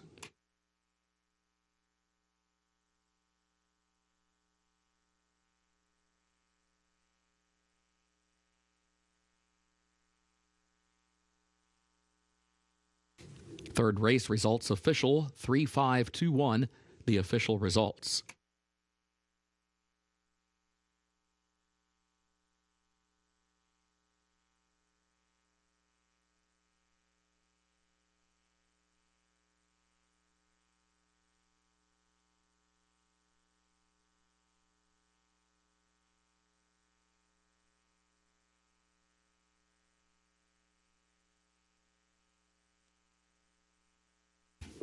In the winner's circle, the Lanark Trophy presentation to the Connections of Amaretti.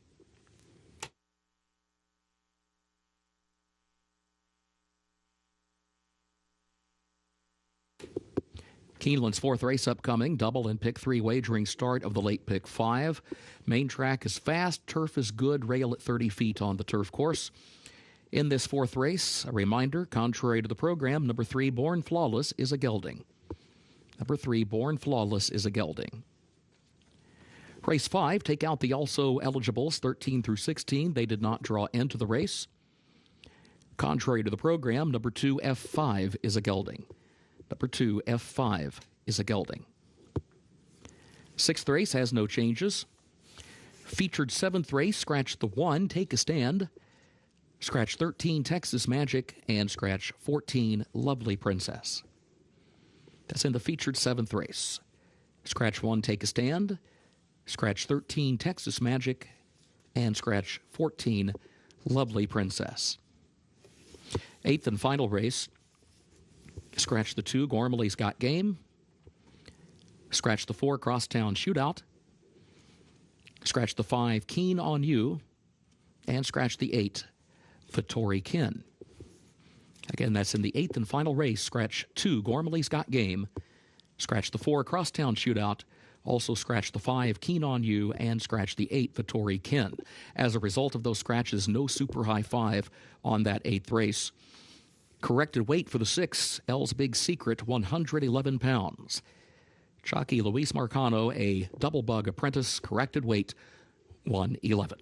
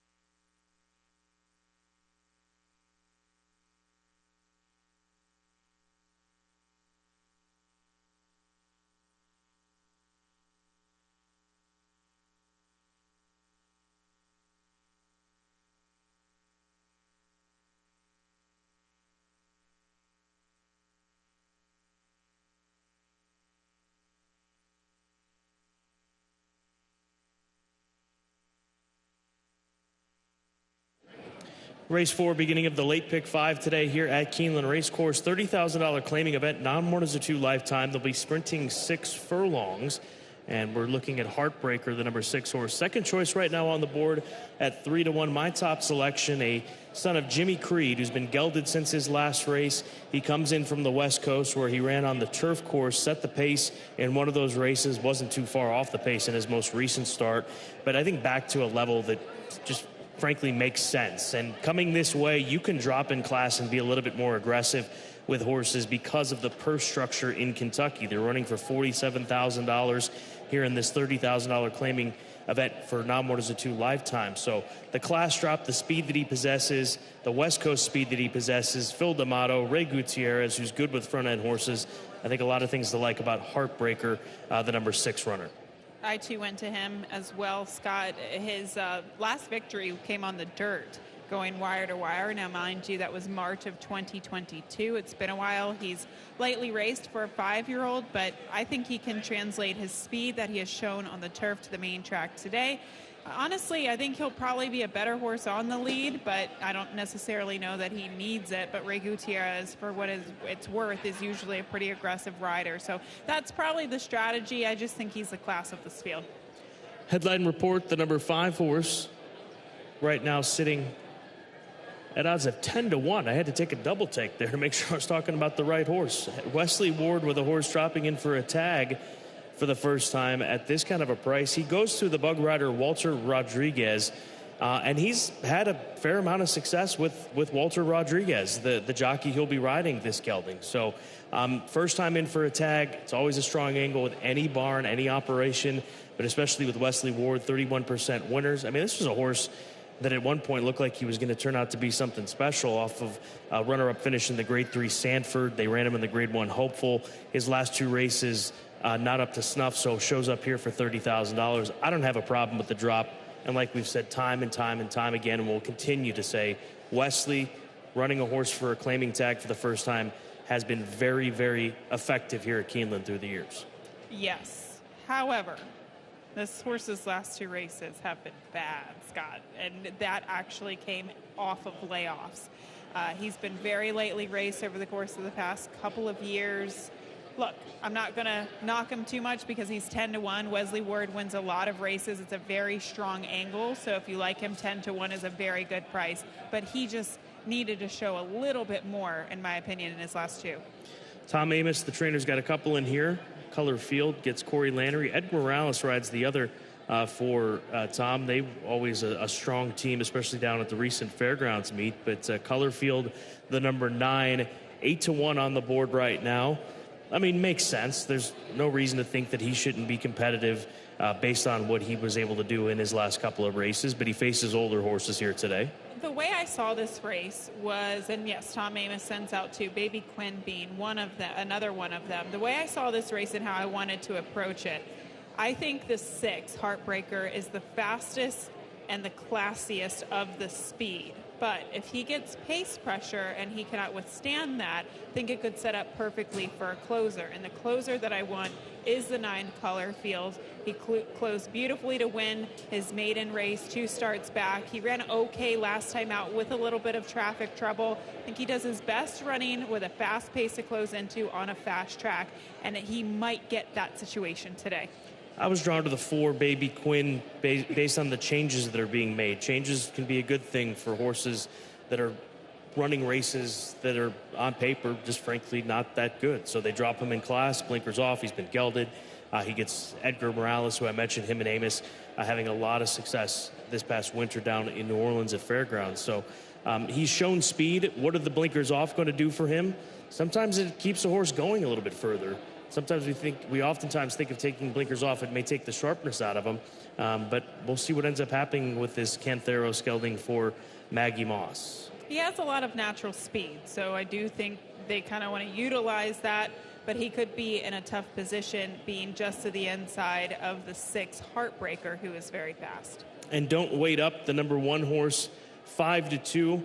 That's the favorite. Doesn't this form look a lot like the Wesley Ward runner? Well, first of all, those races came last year, May and July, and they were also against much better company, allowance company at Belmont, a stakes race at Belmont, whereas Gold Fever, his last race was, I thought, just an average allowance at Turfway Park during the winter. So that's how I kind of saw it differently. But this horse does take a big drop in class, first time for trainer Will Walden.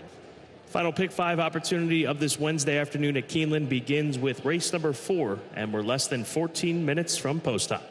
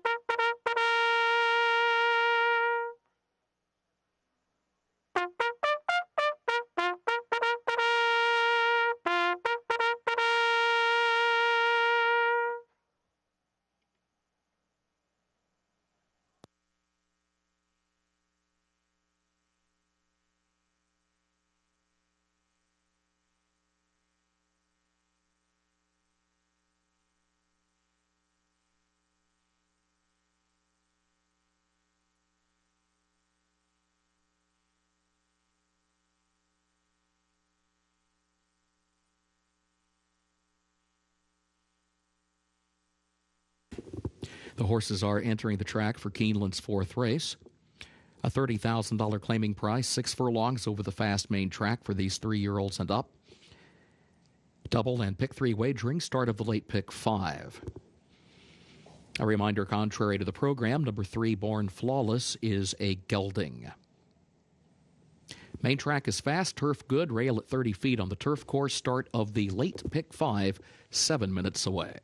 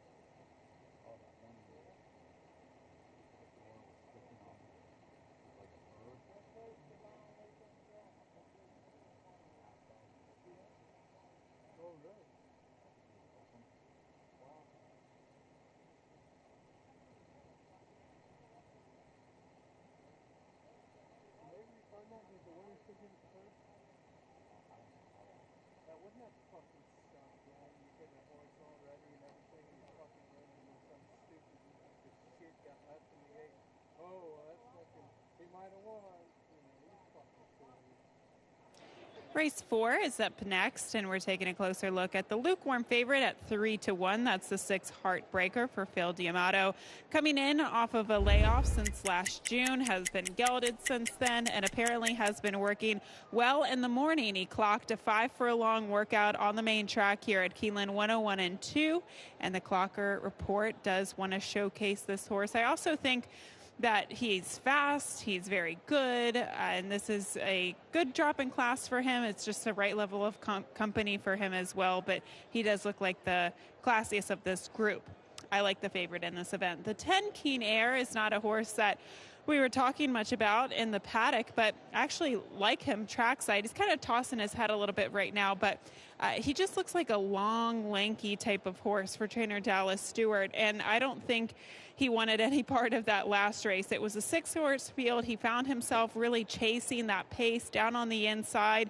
And for me, this outside post position might be a little bit better for him. He's a big, long horse, as I mentioned. Being kind of out in the clear and getting his feet underneath of him, getting him going early without any obstruction might be the key to his success. And he looks great, too. Rich, healthy coat on the track. Definitely a horse to pay attention to at 9-2. We're 4 minutes out from race 4. Good luck.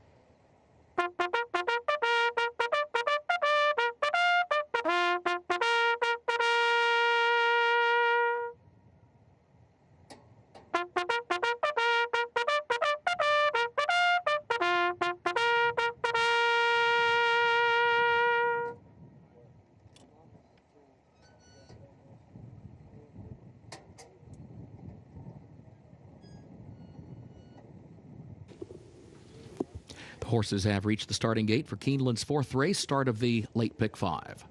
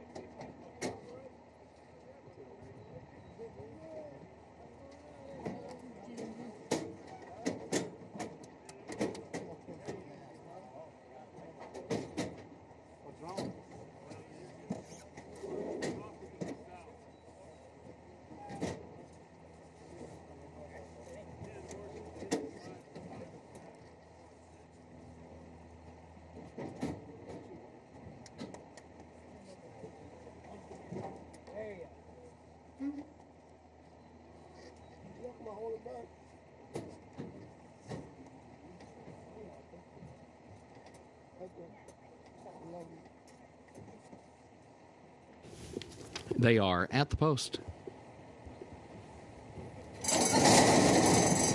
And they're off.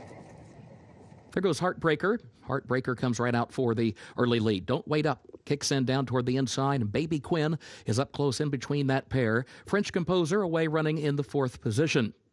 Keen Air moves up 5th on the far outside. Oxwood moves up 1 spot from 6th against the rail into 5th, but nearly 5 from the front. Then a gap of 2 more lengths back to Headline Report, who's down toward the rail in 7th. Color Field is a wide 8th around the far turn. Mr. Cunningham 9th. And Born Flawless last of the 10. 22.29 seconds the time for the opening quarter. Don't wait up. Leading Heartbreaker 3/4 of a length around the far turn. Break of 5 more lengths back to Baby Quinn in 3rd with a 1/4 mile to go. Margin of 4 more lengths back of that one to Keen Air just outside, a French Composer. And then Color Field, who's a dozen lengths from the lead. Heartbreaker has the lead coming toward the 8th pole. Heartbreaker leads it by a length and a half. Don't wait up is second. A gap of 7 back to Keen Air, who dives to the inside in 3rd. Baby Quinn is now 4th, 16th to go. Heartbreaker, the leader, opens up by 2.5 lengths and deep stretch now by 3. Heartbreaker, Ray Gutierrez to win it. Don't wait up was second. Keen Air 3rd. Baby Quinn 4th.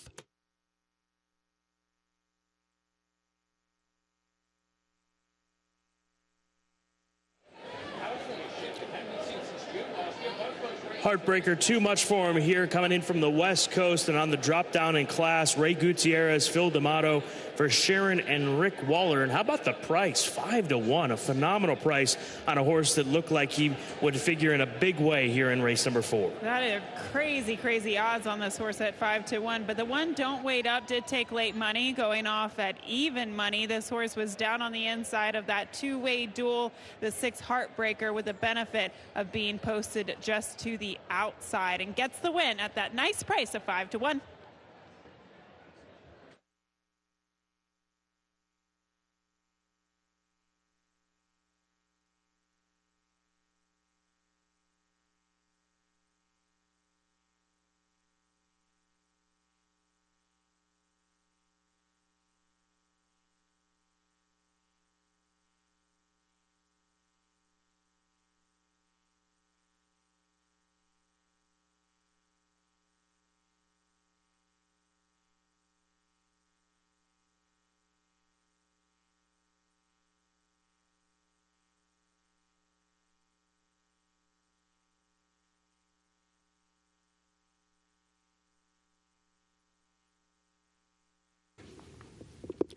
The unofficial results of Keeneland's 4th race. Number 6, Heartbreaker, finished first.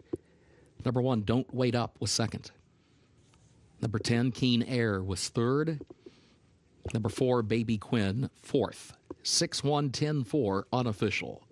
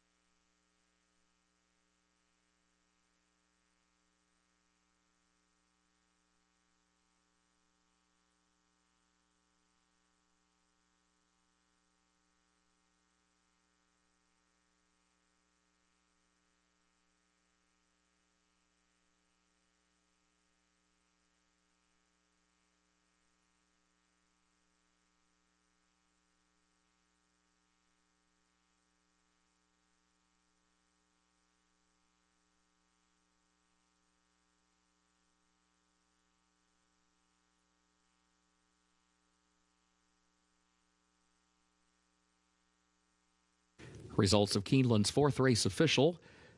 6-1, 10-4, the official results.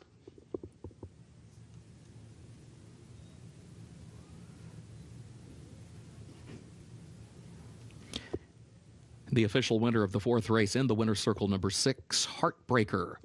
Owned by Sharon and Rick Waller, trained by Phil D'Amato, Ray Gutierrez, the jockey. Heartbreaker, 5-year-old gelded son of Jimmy Creed out of Tenacious Heart by Into Mischief. Winner bred in Kentucky by Eric Waller and Sharon Waller. 6 furlongs, 1 minute 10.15 seconds.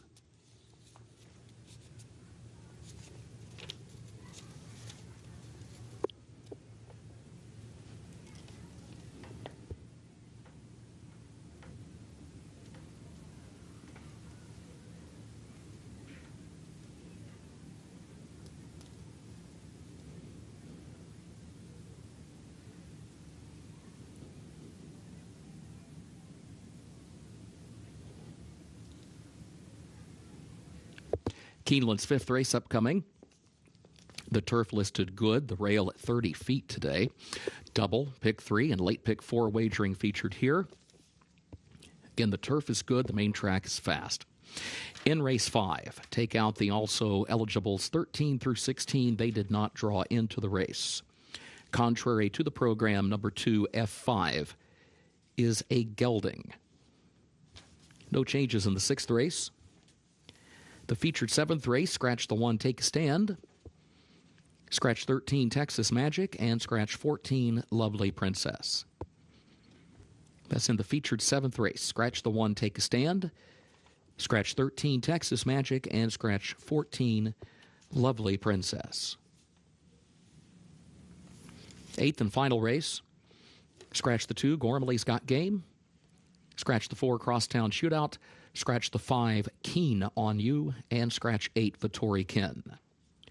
That's the 8th and final race. Scratch the 2, Gormley's Got Game. Scratch the 4, Crosstown Shootout. Scratch the 5, Keen on You, and scratch 8, Vittori Ken. As a result of those scratches, no super high 5 on that 8th race. Corrected weight, number 6, L's Big Secret, 111. Jockey Luis Marcano, a double bug apprentice, corrected weight, 111 pounds.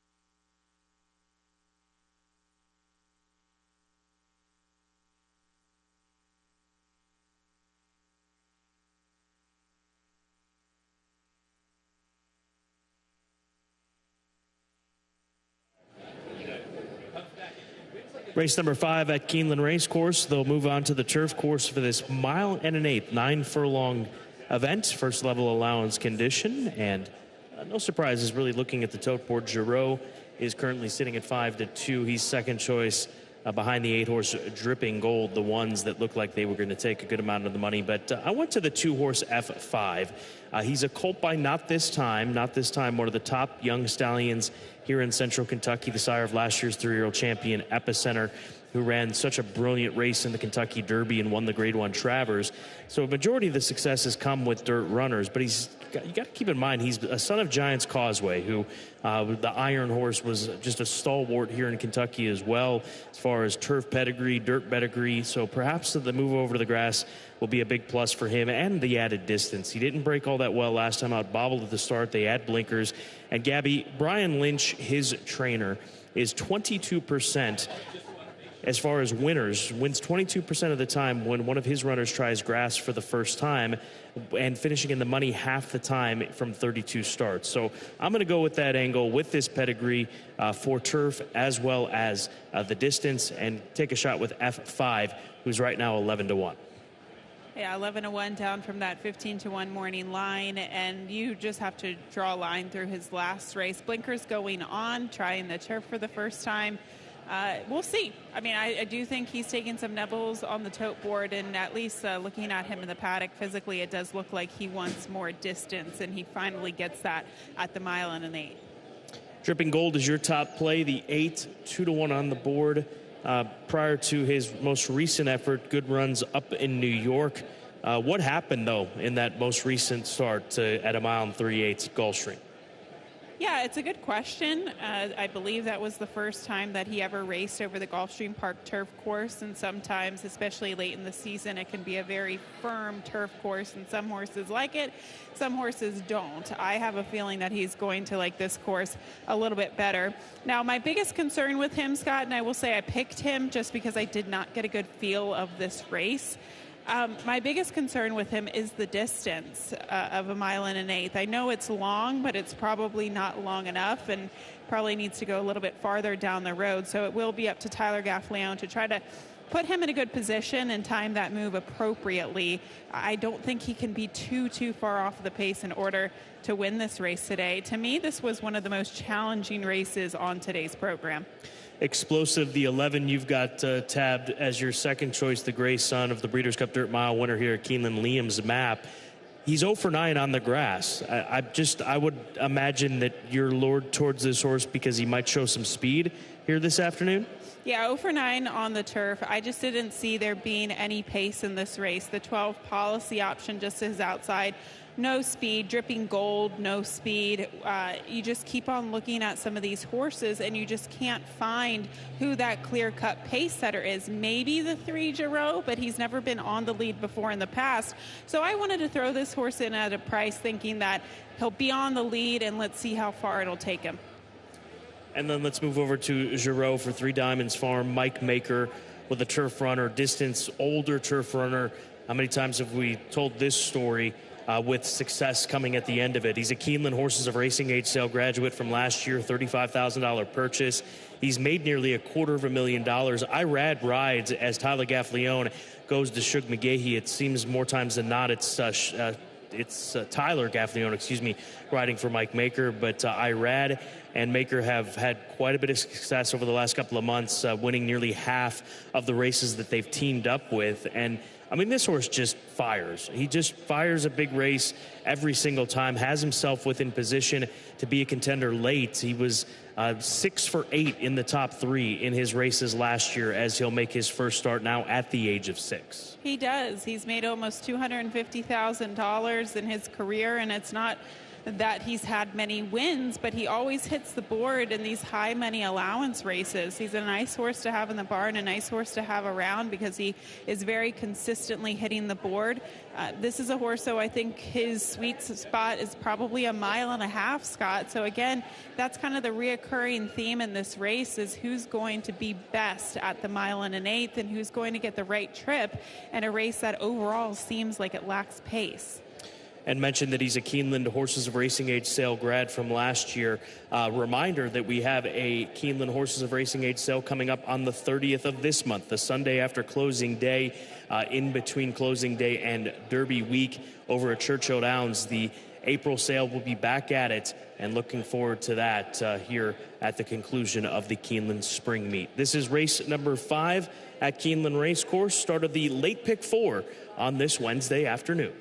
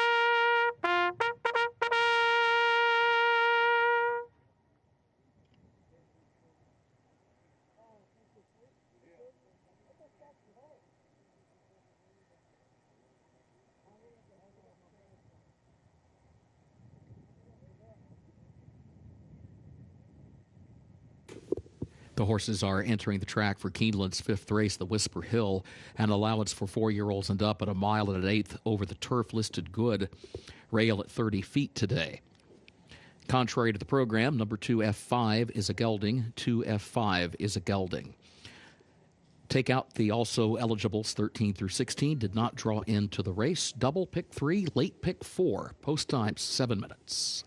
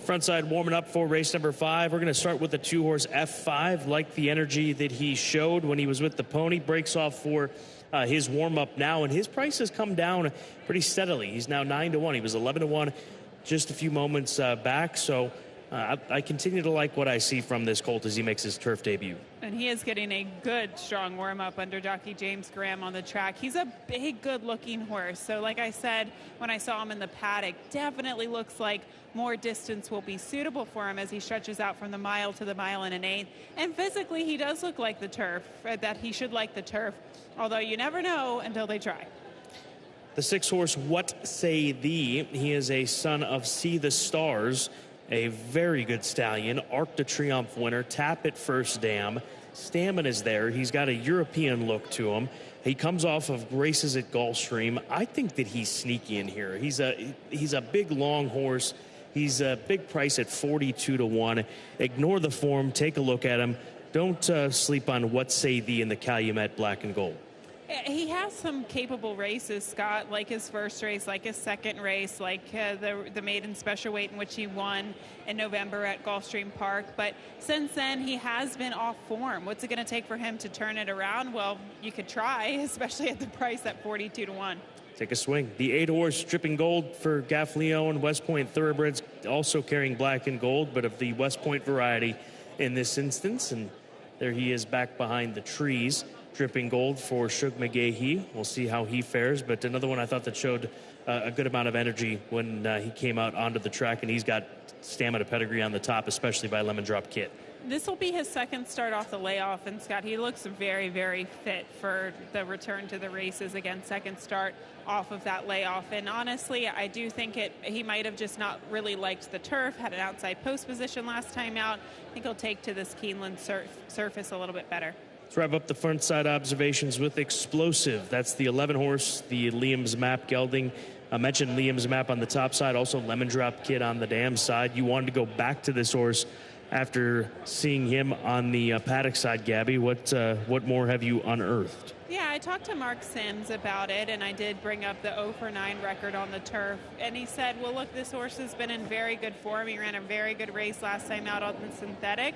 And he's right. This horse is in the best form of his life, at least his last race is. I think the plan is, he said he's not going to give Florent Giroux any instructions, but I do think that there's a lack of pace. This horse has a little bit of natural speed, so why not go for it? Late pick 4 time. Pick 4 pool nearing $160,000, less than 2 minutes to get those plays in here at Keeneland.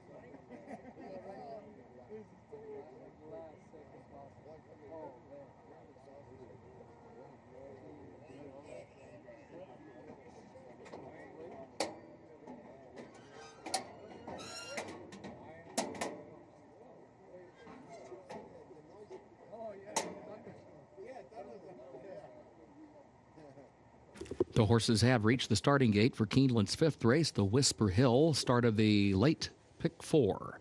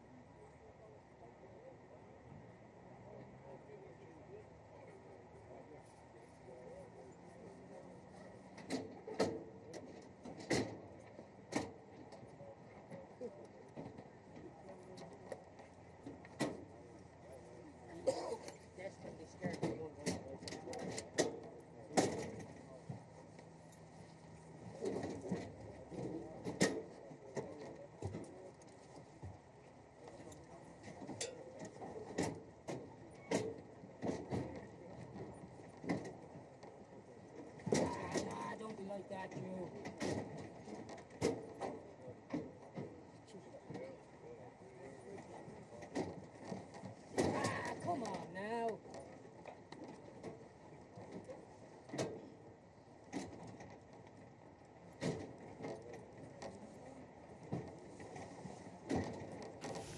They are at the post.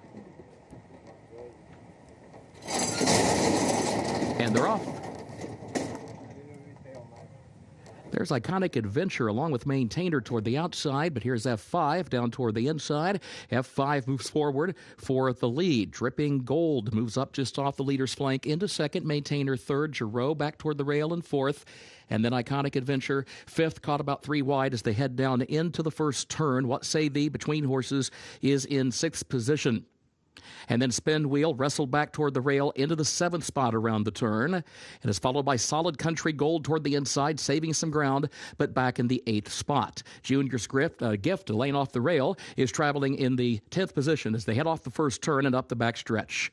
And then further back, Policy Option in between horses, Explosive on the outside of that one. Nicholas Jones moves up 2 spots from last. 24 seconds was the time for the opening quarter. Up the backstretch, F5, the leader. Dripping Gold is second. A half length separates the top two. Another length and a half. Maintainer third by a head, just outside of Giroux, who's fourth down toward the inside. The first half mile went in 50.17 seconds. What Say Thee, between horses and sixth, nearly 5 lengths from the front. Spin Wheel to the inside. Iconic Adventure to the outside of that one, still 5 from the front and wide onto the far turn. And then Solid Country Gold back toward the rail. Back up front, F5 to the inside. Dripping Gold to the outside. These two matching strides around the far turn with just over a quarter mile to go. A gap of 2 lengths. Giroux starts looking for some running room third. Maintainer in fourth. Iconic Adventure, center of the course, is fifth and still 5 from the front. Giroux now finds some running room, but still third. 3 from the lead. Dripping Gold going at it with F5. Giroux is trying to come down the center of the course, but still 3 lengths away. F5 is fighting on to the inside, has a head in front. Dripping Gold is there on the outside. F5 and Dripping Gold, these two down to the wire. Head bobbing photo for the win. Either Dripping Gold or F5.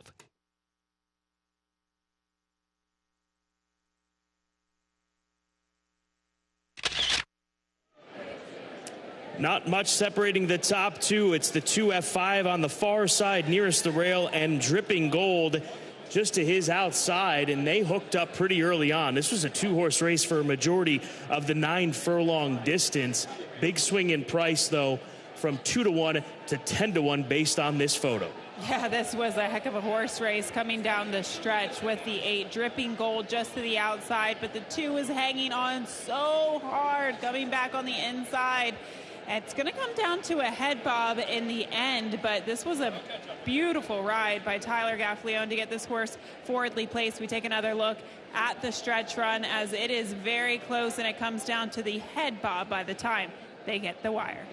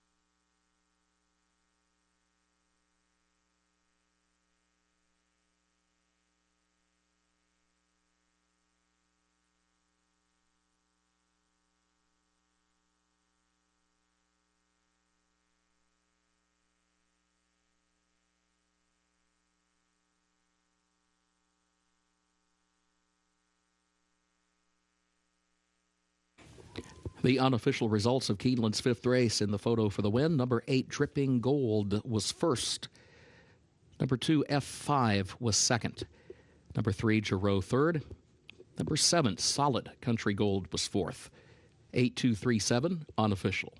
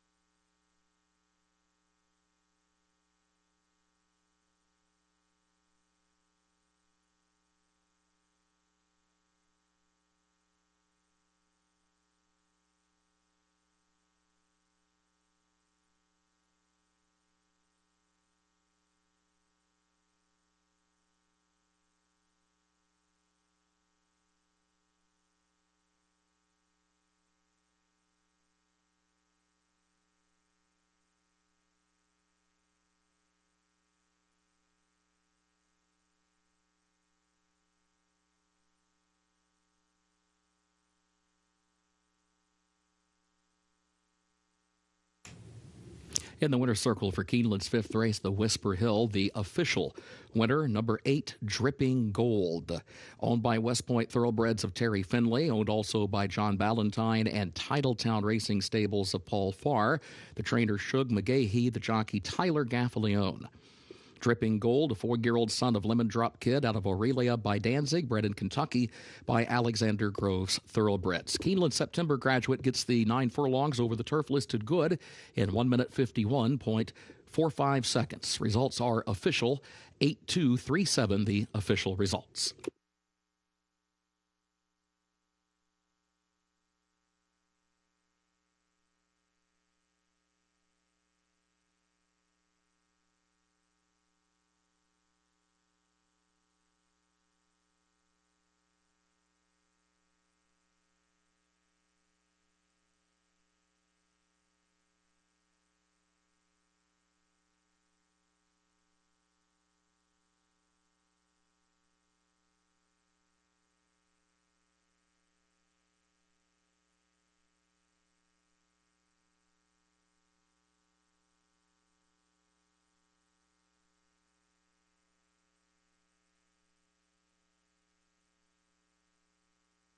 In the winner's circle, the Whisper Hill trophy presentation to the connections of Dripping Gold.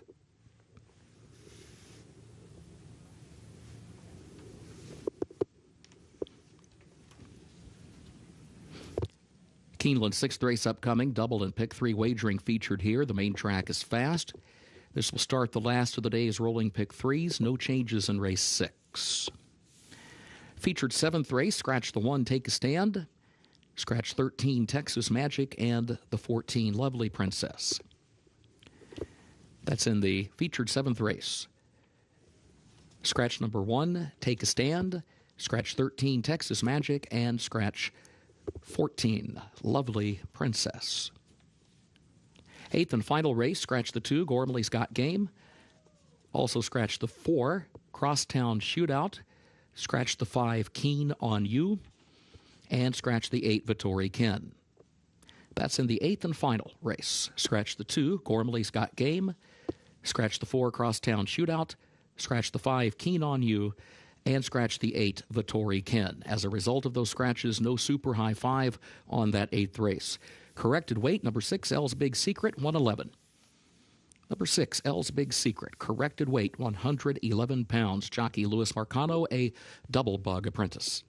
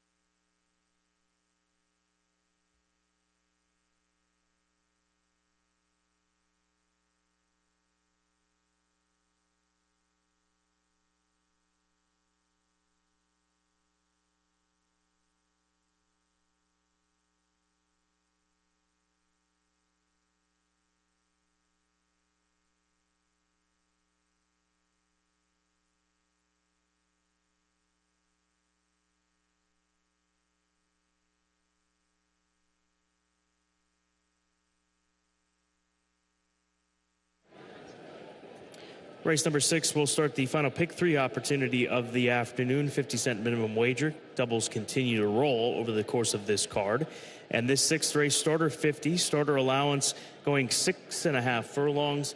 And currently the number 6 horse is the 3-2 favorite, where I land with my top selection for Steve Asmussen and Irad Ortiz Jr. Run Happy Colt, who broke through with some very good performances here as of late on the heels of a okay run in the Springboard Mile closing night at Remington Park. They cut him back in distance. That's been the key to this turnaround in form off of those disappointing route races. And I think that the starter allowance competition here at Keeneland Racecourse this afternoon should be right up his alley. I think a lot of people are looking at that race at Houston where he put on that flashy figure, 92 Beyer speed figure and one going gate to wire. But Scott, he has been disappointing in his last 2 races at a very short price, 80 cents of the dollar. 2 starts back, he finished 4th, and then last time out he finished 3rd at 90 cents of the dollar. I didn't find too much of an excuse for his race 2 back, but I will say last time out he had to chase the speed around the track. The top 2 finishers went 1-2 around there, and it was just the way that the race played out. It was unfortunate. It does seem like there might be a little bit more pace to run at today, but, you know, considering the price, I do think it's worth noting that he has disappointed at short prices in the last 2. Street Swag was completely ignored, but certainly a far cry from the price in which he went off at when he broke his maiden at Churchill Downs. That's the number 7 horse that we're taking a look at, being saddled by Brendan Walsh. He was the favorite when he broke his maiden. Then in his first try against winners, he was close to 12-1, finished 3rd in a field of 6. Really kind of running in place after establishing some position away from the starting gate, but shows up here at Keeneland, and we'll see how he fares as he'll cut back slightly from 7 furlongs in distance, from 7 furlongs to 6.5 furlongs. I liked his maiden breaking score back in the fall at Churchill Downs. He did it so easily, and I know it was dropping in class, but this just seems like the perfect condition, the perfect spot for him today. He had to come off the layoff and face tough 2 other allowance company last time out, and it was also off the layoff at 7 furlongs.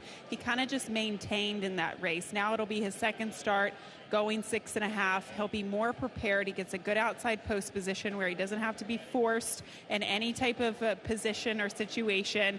Just seems like maybe his last race was a means to an end. Protect him in that allowance race and come back here in this starter race and set himself up for a good spring in Kentucky. And then finally, we both have the 9 as our third selections. Fight Fiercely, Luis Saez for Eddie Keneally. Eddie always does a phenomenal job spotting his horses wherever he shows up, and especially during these tough Keeneland meets. Shows up in the starter allowance race, cuts back in distance. He's got a wide draw. He's probably going to be forced to come from off the pace. If things melt down in front of him, he should be one of them that's able to pick up some pieces. And always nice to have Luis Saez on your side if you're backing a horse like Fight Fiercely. Yeah, the 2 soft pants towards the inside, even at this distance, has some speed. The 3 Chambers Bay has some speed.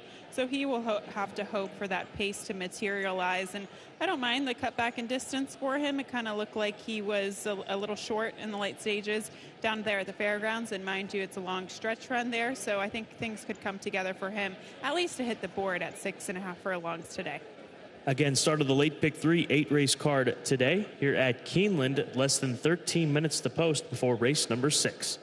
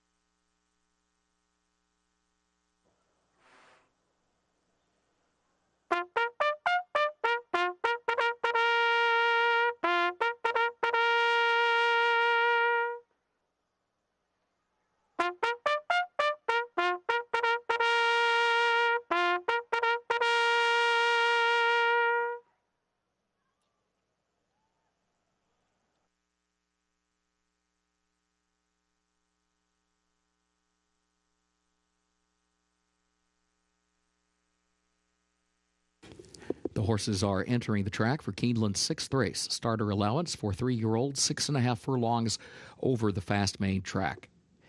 No changes in race 6. Double and pick 3 wagering starts the last of the day's rolling pick 3s. Post time at 7 minutes.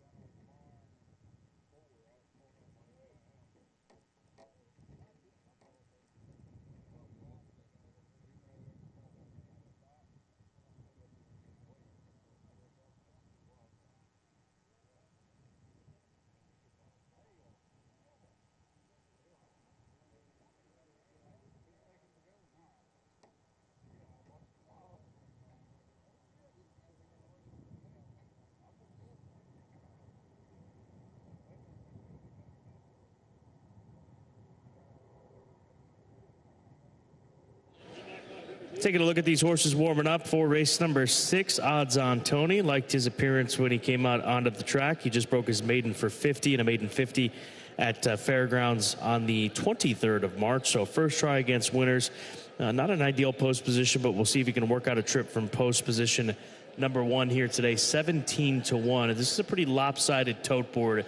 There are a couple, and then there are the rest as far as getting attention. A couple getting attention, and then a lot of them being largely ignored, and this would be part of that portion of the field, the conversation, odds on Tony.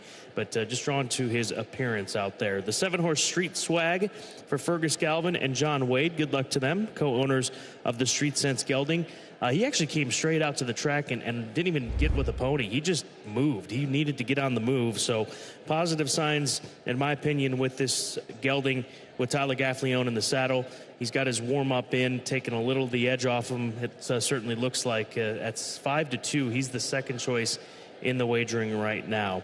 And then Counter Spy, he was very mellow when he came out with the pony. That's the 8-horse, the Gunrunner gelding for John Oxley from the Winchell Thoroughbreds breeding operation. Gunrunner topside, Pulpit dam side. We touched on this on today at Keeneland in these few crops of runners that we've seen from Gunrunner.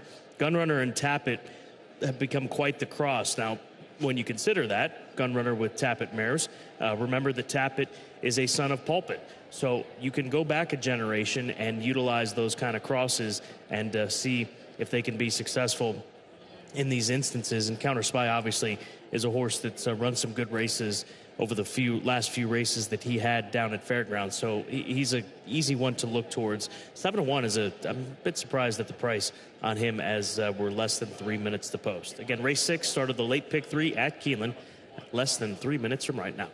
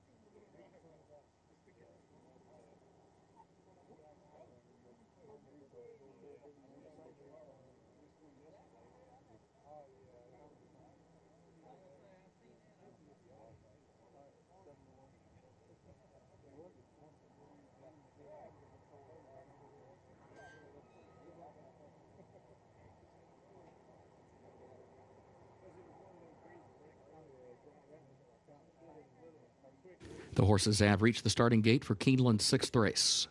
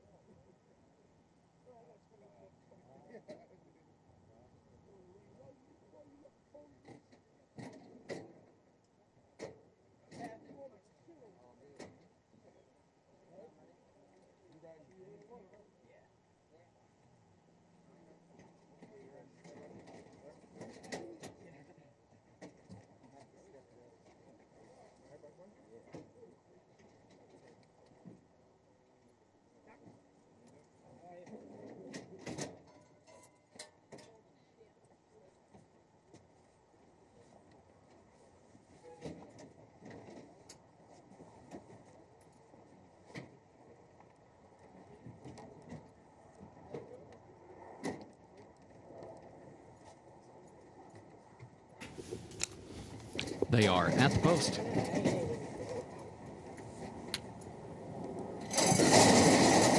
And they're off. There goes Street Swag. Street Swag right out for the early lead. Counter Spy is there as well. Here's Fight Fiercely far outside, and Chambers Bay down toward the inside. Those four go at it for the top spot. Counter Spy between horses put ahead in front for just a moment, but now Street Swag fights back, has the lead by a half length. Fight Fiercely goes third up to the far outside. Captain Jack, fourth in between horses as they head for the far turn. Hill of Tara, fifth down toward the inside. Money Run toward the outside in sixth. 3.5 lengths off the lead. Chambers Bay gets shuffled back a couple of spots into the seventh position. And then Soft Pants and Odds on Tony last. 22.77 seconds the time for the opening quarter. Now Captain Jack moves up, and Fight Fiercely is there to the outside of that one. Street Swag toward the inside. Counter Spy a lane off the rail. These four line up with a quarter mile to go. Street Swag toward the inside has a narrow lead, a half length. Counter Spy, and then Captain Jack, and then Fight Fiercely. Now Fight Fiercely comes running from the outside of Captain Jack as Street Swag fights on, and Counter Spy is fourth. Street Swag has a neck in front. Captain Jack is right there. Fight Fiercely is third, 16th to go. Captain Jack again coming after Street Swag. Street Swag to the inside. Captain Jack is there to the outside. Street Swag gets it by a neck. Captain Jack had to settle for second.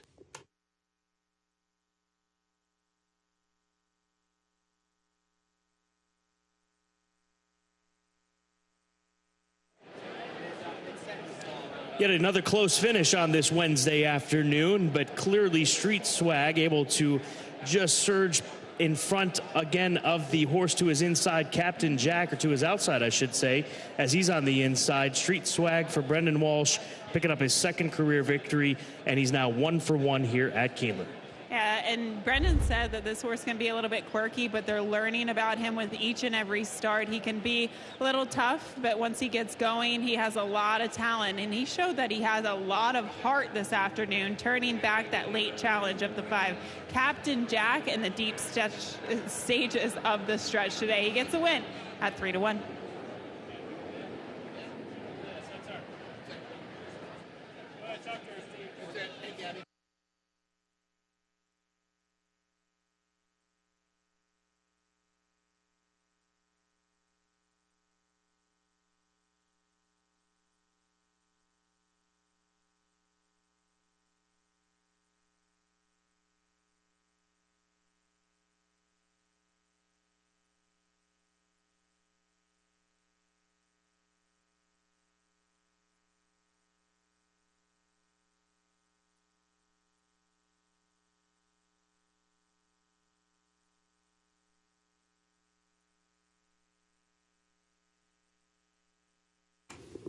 The unofficial results of Keeneland's sixth race: number 7, Street Swag, was first. Number 5, Captain Jack, was second. Number 9, Fight Fiercely, third. Number 8, Counter Spy, was fourth. 7598, unofficial.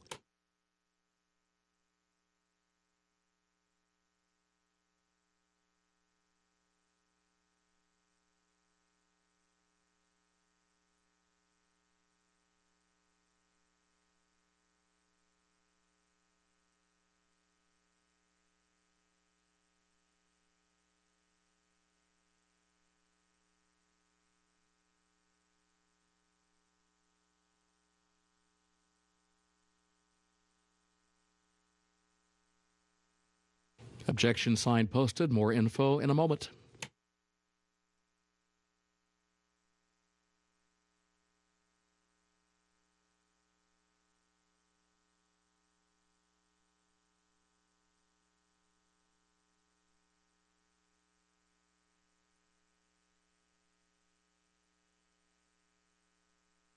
Objection pending concerning the top 2 and the unofficial result. Hold all tickets.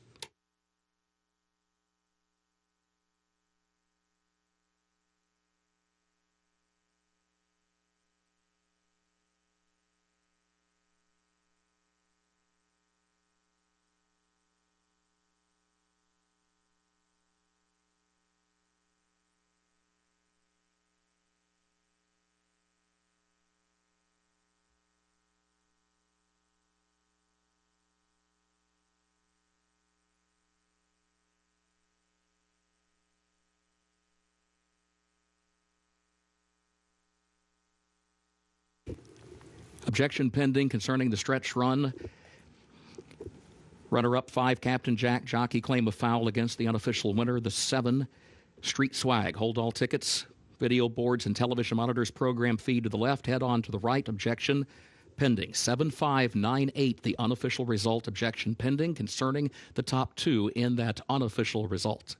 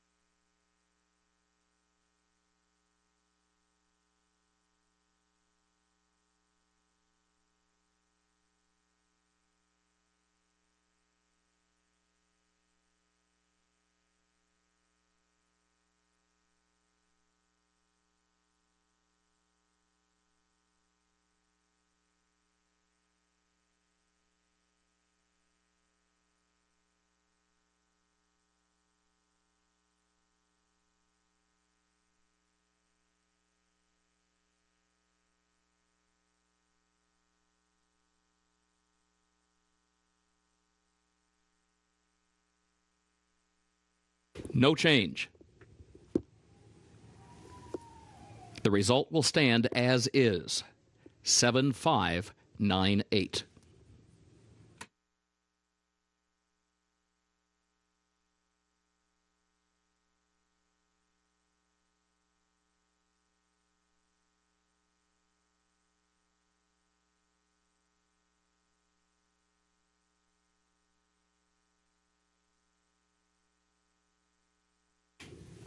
Results official for Keeneland's 6th race, 7-5-9-8.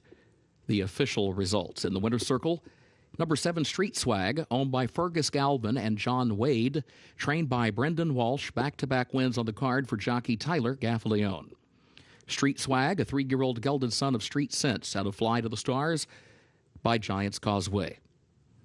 Winner bred in Kentucky by Springhouse Farm and Ben McElroy. 6.5 furlongs, 1 minute 17.99 seconds.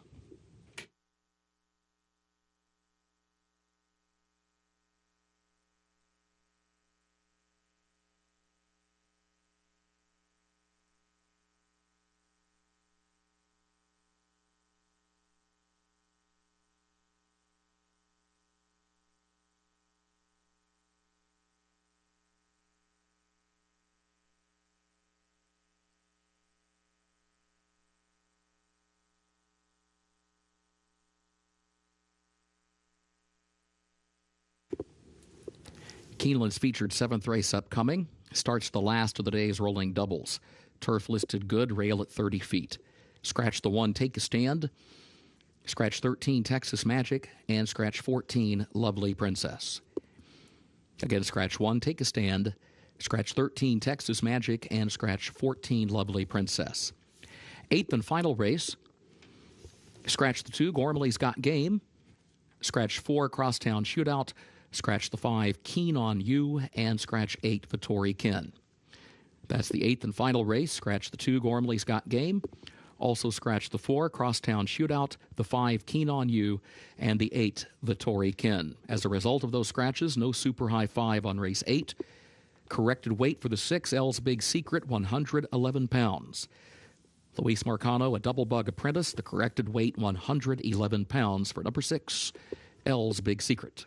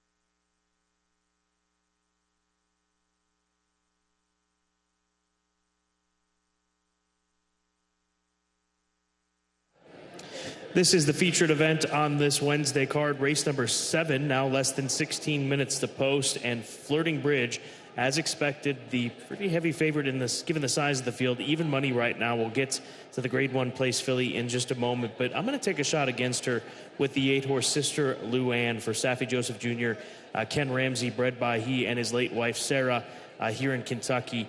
I think that she shows speed, and I think that that's going to be advantageous to her to try to spring this upset versus the favorite Flirting Bridge, because Flirting Bridge will likely be coming from off the pace here this afternoon. I think that there's more to her than what we saw even in that run back on the 20th of October, and that was a good run. Any allowance race at Keeneland is difficult, and especially when you get to the two non-two other than situations as she faced last time out, and obviously this is an example of it. So the competition's there. Irad takes the opportunity to ride her here today. I'm hoping that she can get out in front of him and keep on rolling. Sister Luann, and we saw that in the previous turf race, but it was a little bit further distance, so the pace probably will be a touch quicker than what we saw back in race number 5. Yeah, she's quick, Scott. I don't necessarily think she needs a lead. I think that was the option that Gerardo Corrales had with that inside post position the last time we saw her at Keeneland. But even looking at her, she looks like a racy little thing and looks very fit off the layoff, dappled out for Saffie Joseph Jr. With her, I think she's probably suitable to this distance, and that's kind of a question with the favorite in Flirting Bridge, who we'll get to in a second. Sister Luann might be, perfect at this distance. Let's go to Flirting Bridge, the 11-horse, the Camelot mare for the Hyder family stables. Tyler Gaffalione. This will be the first time that Tyler rides this 5-year-old mare. First time that she'll be racing at Keeneland. But it's tough to ignore what she's done since arriving from Ireland and Great Britain. She was grade 3 placed in the Irish 1,000 Guineas trial. She ran against Alcohol Free and Snow Lantern in the Group 1 Coronation Stakes at Royal Ascot back in 2021. So she's faced high-level competition, but since coming here, she has a win and 3 consecutive graded stakes placings behind some really nice mares, including Regier in the EP Taylor, the Grade 1 back in the fall at Woodbine. Yeah, and looking at that race, that was a really big performance for her. She kind of made that early move and sustained run, not an easy task at 1.25 miles. She lost to the filly you mentioned, Regier, who has come back twice since that race, and she hasn't run very well, but she would be the heavy favorite in this race and probably the likely winner if she was going to be running in this particular race. So Flirting Bridge, she looks ready off the layoff. I did speak to Brendan Walsh prior to the last race and today, and he said that he was actually quite surprised at how quickly she came around off of the layoff. Once he started to get into her and training her down in Florida, she really picked it up. So he's pretty confident in terms of the fitness levels today. Lady Poochie's the 12, 11-1 for the Into Mischief filly for Legamo Racing Stable, Kenny McPeak, Brian Hernandez Jr. She's run a lot of the same speed figures. She did drop off just a hair last time out, but that was against Grade 2 company at Churchill. She ran in the Valley View back in the fall of last season here at Keeneland Racecourse. She's won here. She won just prior to that. But where does she sit in this race? She closed to win her last race. She sat forward. Where would you like to see Brian Hernandez Jr. have this 4-year-old filly here today placed early on in this race? I think she has to close from off the pace. I don't think she's going to be able to be forwardly placed with that post position, Scott. So hopefully just tuck in and save a little bit of ground. And you're right, she pretty much runs the same races time and time again. But she had a long campaign last year. She had 12 races overall. And I actually like the fact that she comes into this race freshened. Last spring, she had raced all winter long down at Gulfstream, and it did seem like it made a little bit of an impact on her towards the latter half of the season. So she might just be a little bit of a better horse coming in fresh. And then finally, I'll go to the 3-horse One Time Mo for the Lothenbach Stables, bred by Lothenbach Stables, Uncle Mo filly. She's a half-sister to 3 turf winners. And the more that I look at where she's been in her racing career, I think that they've just had to be patient with getting her onto the turf course. Now, obviously, she's won her last 2 races at Churchill and at Fairgrounds, but those were circumstances where there either wasn't turf racing as an option, or there was a 1 race a day on grass situation down at Fairgrounds for the Winter Sands at least one stakes card down there at Fairgrounds, as you well know, Gabby. So she's taken advantage of her runs on the dirt to win her last two.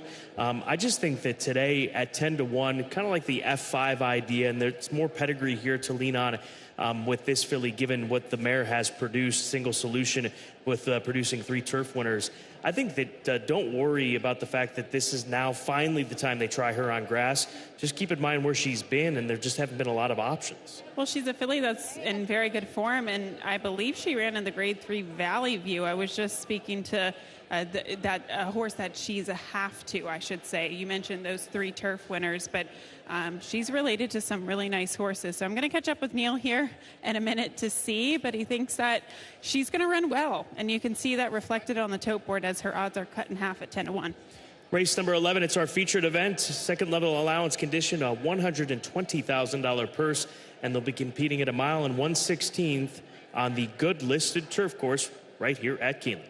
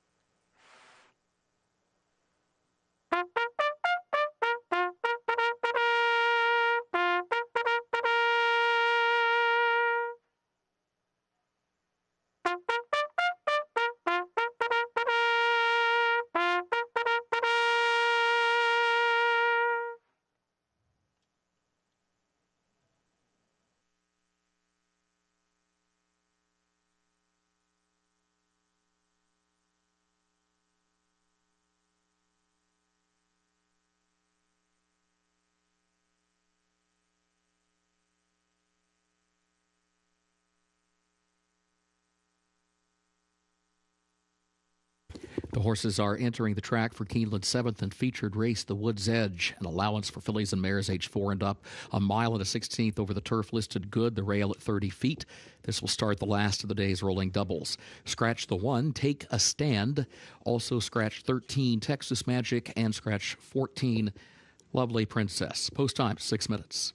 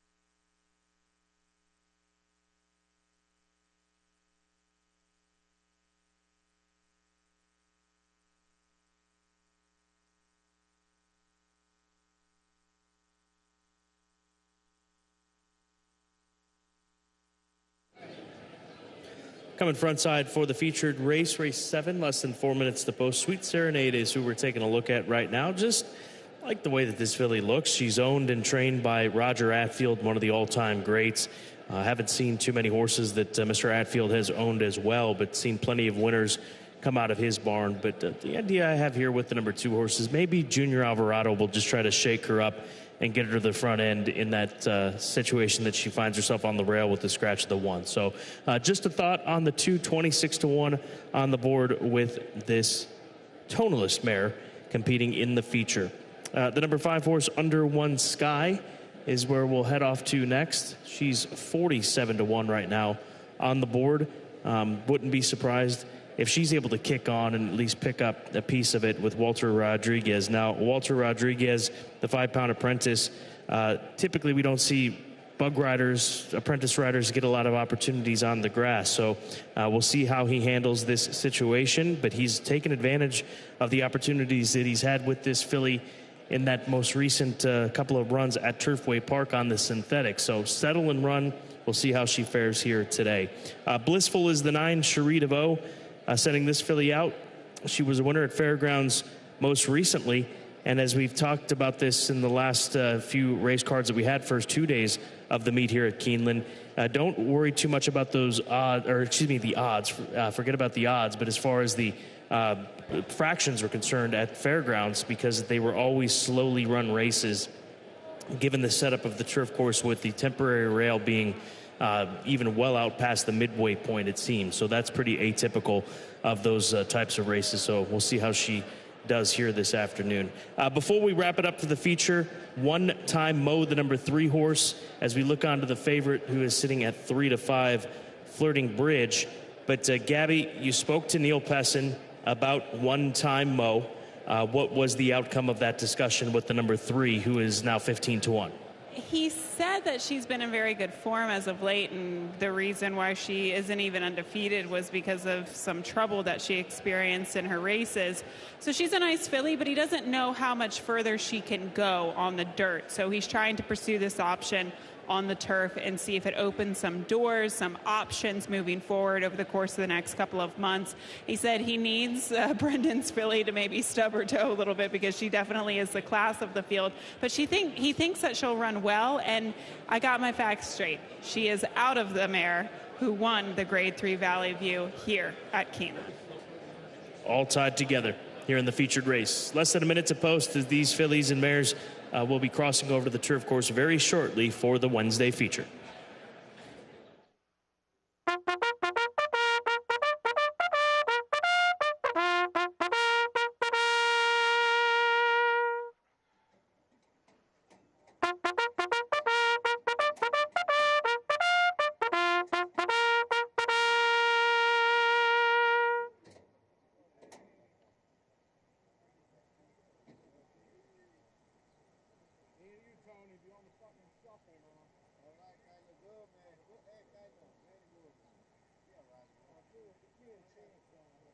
The horses have reached the starting gate for Keeneland's 7th and featured race, the Woods Edge.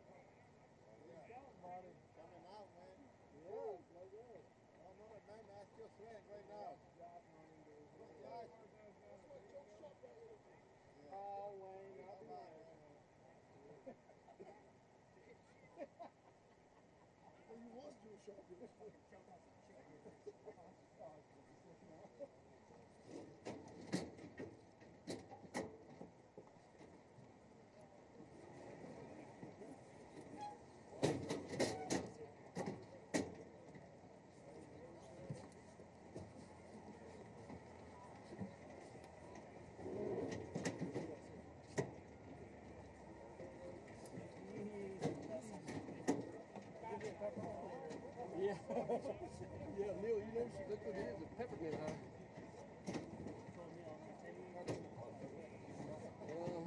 Just hold it right out front. They are at the post.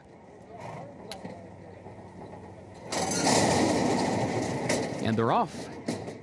There goes Under One Sky being sent for the lead. Choctaw Bingo there in the opening stride. Sister Luann now moves up. Mademoiselle Nova there now taking third up on the outside, but Sister Luann goes to the lead. Sister Luann leads at 3/4 of a length, heading down to the first turn. Then Choctaw Bingo in second. She is joined by Mademoiselle Nova, third up on the outside. Boma, awkward move, a lane off the rail into fourth. Flirting Bridge up close, 3 wide though, in fifth around the first turn. And then Blissful back toward the inside is in the 6th position, running 6 lengths off the early lead. Lady Poochie moves up 1 spot from 7th, Under One Sky, drops back into the 8th position now. One Time Mo is in 9th. Woohoo Jackie Blue is 10th, and Sweet Serenade, last of the 11, opening quarter, 23.35 seconds. Up the backstretch, Sister Luann, the leader, against the rail by 3/4 of a length. Mademoiselle Nova, second by a length and a half. Choctaw Bingo, third by 2. Flirting Bridge is fourth, a length and a half. And then Boma, Blissful between horses. Lady Poochie up toward the outside, 47.48 seconds for the first half mile. Sister Luann, the leader. On to the far turn, Sister Luann leads it by a length and a half. Mademoiselle Nova second by a half length. Choctaw Bingo is third. Flirting Bridge is fourth, and looking toward the outside, has to angle wide toward the center of the course. Still running nearly 5 lengths off the lead, and Sister Luann, a 1/4 mile to go, still leads it here. Leads it by nearly 5. Flirting Bridge tries to come after her from second up on the outside. Then Boma running third down toward the rail, but far back into the final furlong. Sister Luann leads it by 3 lengths. Flirting Bridge takes aim again from the outside. Sister Luann, the lead down to a length. Flirting Bridge hits another gear in deep stretch. Flirting Bridge, 3 in a row for Tyler Gaffalione. Flirting Bridge wins it. Sister Luann second. Multiple Orsoto separate third and fourth.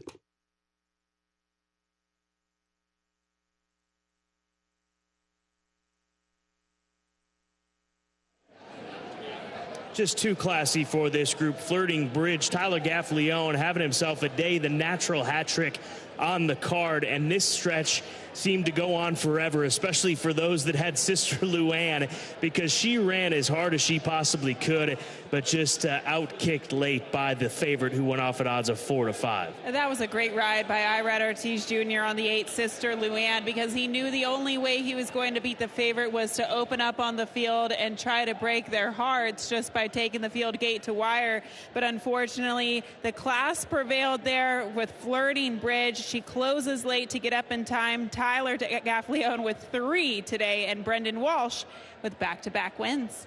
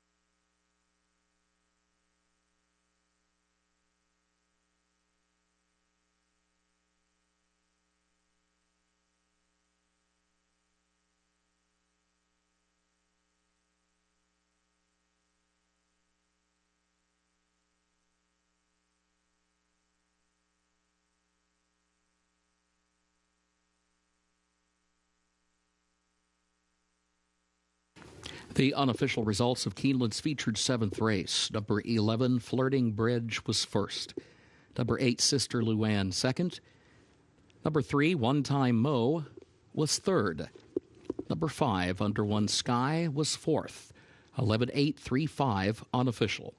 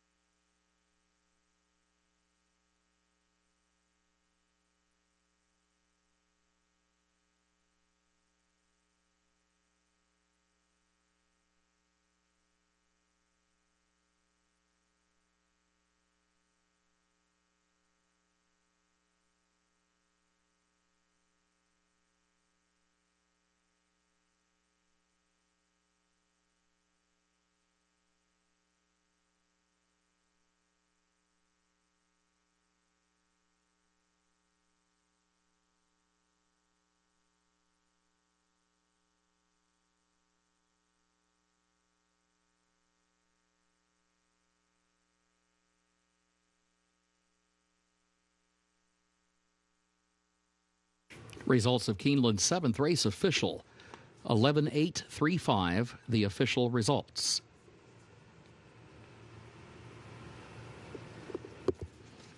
Official winner of the featured 7th, the Woods Edge, number 11, Flirting Bridge. Owned by Hyder Family Stables, LLC of Scott Hyder. Back-to-back wins on the card for trainer Brendan Walsh. 3 in a row for jockey Tyler Gaffalione. Flirting Bridge, a 5-year-old daughter of Camelot, out of Rochevy by Dane Hill Dancer, bred in Ireland by O'Dwyer and O'Brien. 1 minute, 42.79 seconds the time for a mile and a 16th over the turf, listed good.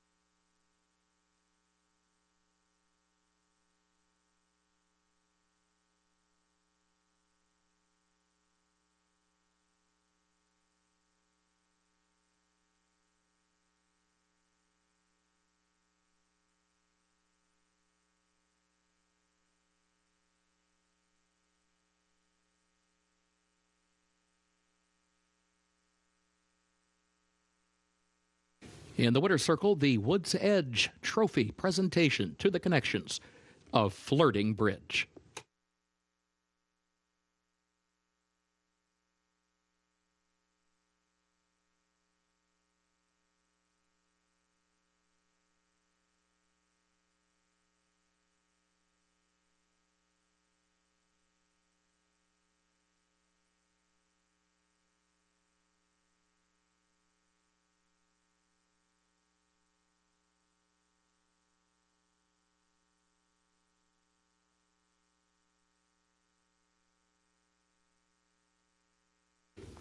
Keeneland's 8th and final race upcoming.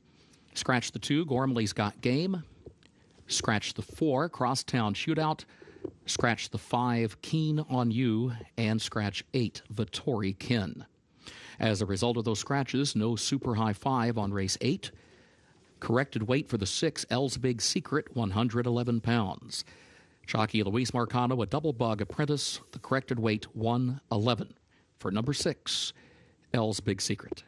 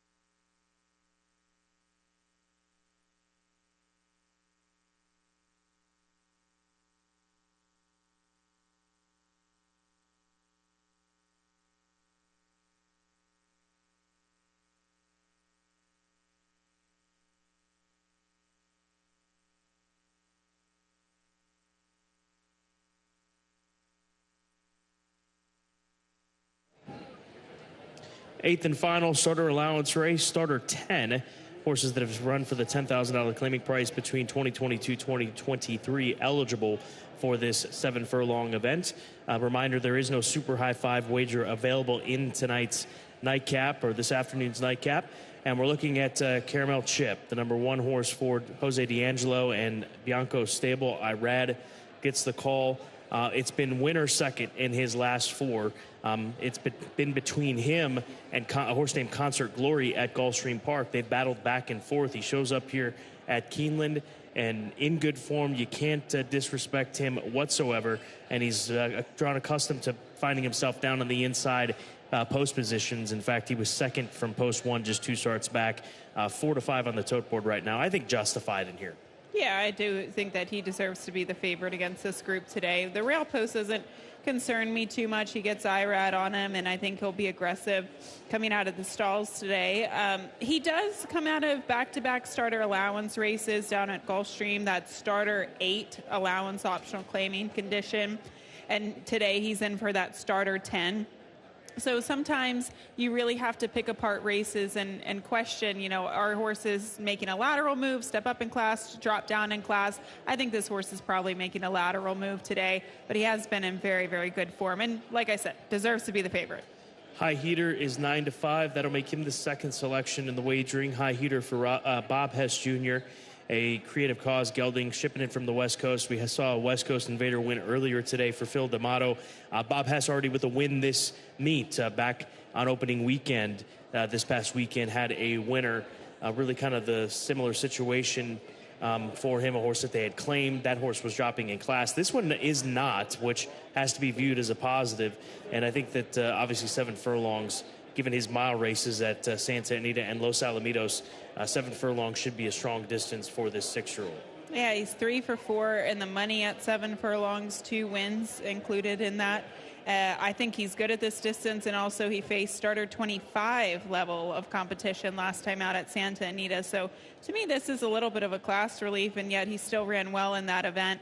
He gets the outside post, but Scott, with 4 scratches, I should say, in the body of the field, he moves in those 4 post position draws, and I do think that's beneficial to him. He's a horse that doesn't necessarily need the lead. He can sit just off of him under Tyler Gaffalione, who's having a really solid day this afternoon. And let's go to the 7-horse 2 Worlds for RSR Racing, and Brittany Vandenberg, her husband Chris Amy, will ride. They came very close to springing an upset in the Shakertown, that Grade 2 event on Saturday, with Bad Beat Brian, who actually was in front of Caravel, but the Breeders' Cup champ was able to surge back and beat them. But nonetheless, coming down with some livestock. And as I mentioned this morning on Today at Keeneland, with horses like this coming in from Hawthorne and in jurisdictions, venues like that, you have to respect them, because they could easily stay back, find an easier spot at a place like Hawthorne Racecourse in the Chicagoland area, but instead opt to come down here. You know you're going to be facing off against the types in which they are, the 2 favorites, the horse on the inside and then the Bob Hess Jr. runners. So 2 Worlds, the number 7, 5 to 1. He would not be a surprise at all at that kind of a price. No, and he's very, very fit. He comes in out of that mile 70-yard race last time out at Hawthorne. He turns back in distance. This is going to be a class test for him, but Scott, he is in the form of his life. He's won 6 races overall.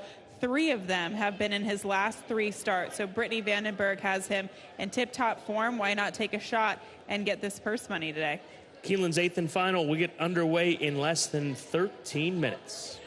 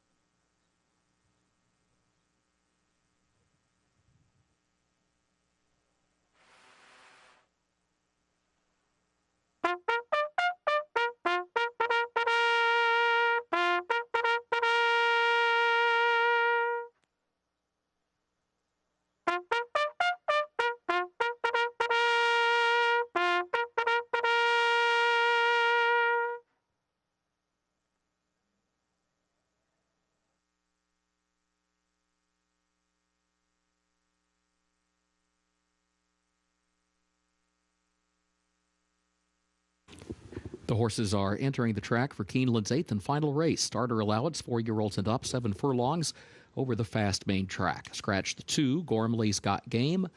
Also scratch the 4, Crosstown Shootout. Scratch the 5, Keen on You. And scratch the 8, the Tory Ken. As a result of those scratches, no super high 5 on this 8th race. Corrected weight for the 6, L's Big Secret, 111 pounds. Jockey Luis Marcano, a double bug apprentice, the weight 111. Post time, 6 minutes.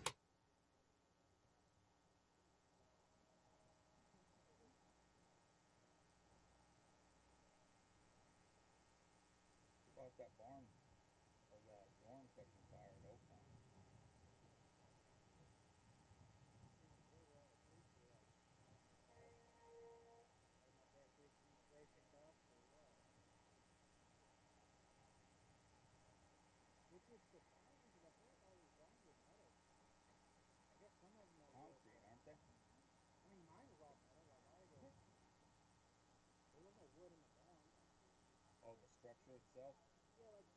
The beams?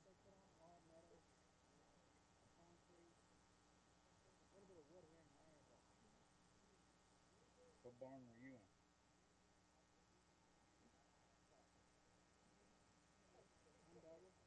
No double.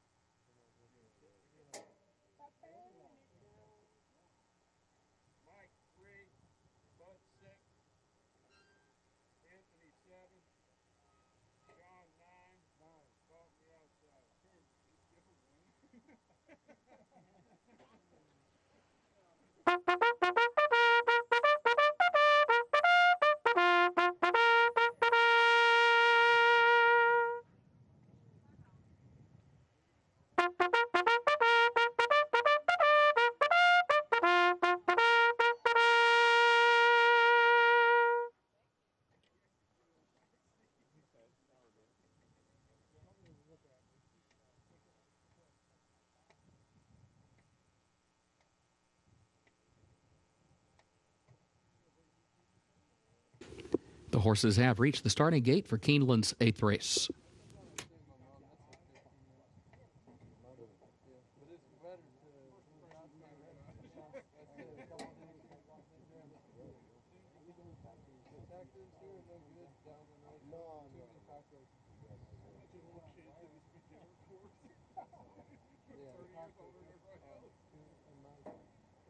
I heard the mic was wrong with it. Oh, the talkers? After he talked when it gets dark, and then I tell the wall to start. Really? Yeah. Oh, they can't get rid of it. They got rid of the mic so the computer stuff. Yeah. That's about it. And then when they came, the mic was wrong. They got rid of the mic. I mean, well, I guess Bruce is on the horse.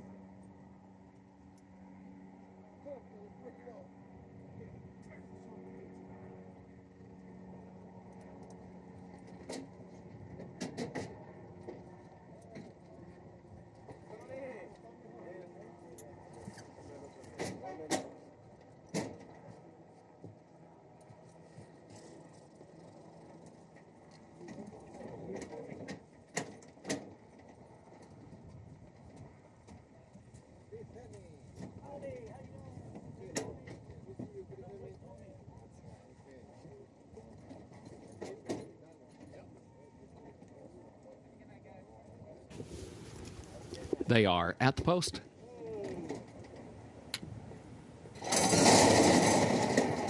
And they're off. There goes Two Worlds out for the lead. 'Tis Our Turn is there to the outside. In the opening strides, Elle's Big Secret going to move up from in between horses. And in fact, Elle's Big Secret moves through a crowd and puts ahead in front for the move up the back stretch. Two Worlds is second toward the outside, and then Caramel Chip back toward the rail third, a length off the front pair, and is joined in that third spot by 'Tis Our Turn, fourth up on the outside. Another length and a half to High Heater. Had an awkward start, is next to last, but within 4 lengths of the lead, headed to the far turn, and has Improbable Story right there to the inside in last position. 22.96 seconds the time for the opening quarter. Elle's Big Secret is the leader, and Two Worlds is right alongside, just a neck. Separate the top two. Another length and a half. Caramel Chip is third. 'Tis Our Turn, fourth on the outside, nearly 3 lengths from the front, loses some ground around the far turn. Had to check there as they move toward the top of the stretch. Further back, High Heater is still 7 lengths off the lead. Improbable Story is last. They turn for home. Elle's Big Secret is the leader, and Elle's Big Secret leads at a length and a half. Caramel Chip, though, swings way out to the center of the track, takes clear running there, and comes forward at the 8th pole for the lead. Caramel Chip in the final furlong has the lead, has it out to 3 to 4 to 5, past the 16th pole. Elle's Big Secret and a tussle for second with Two Worlds well behind Caramel Chip. Irad Ortiz Jr. in front. Then it was Two Worlds home second, Elle's Big Secret in third, and 'Tis Our Turn was fourth.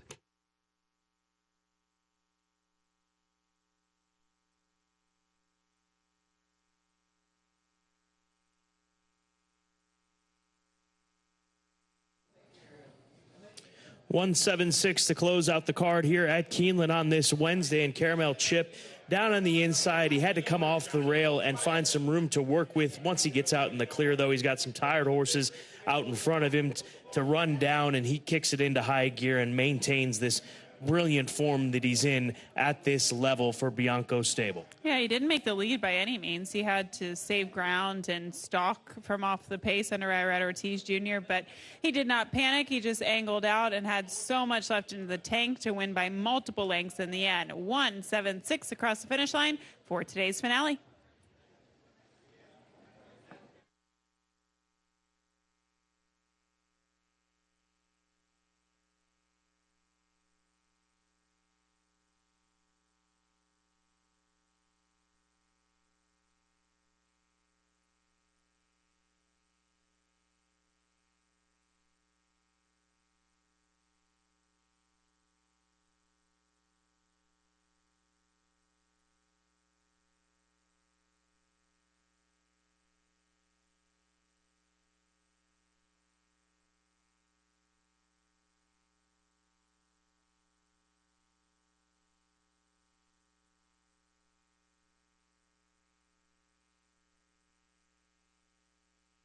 The unofficial results of Keeneland's 8th and final race. Number 1, Caramel Chip, was first. Number 7, Two Worlds, was second. Number 6, Elle's Big Secret, third. Number 9, Tis Our Turn, fourth. 1769 unofficial.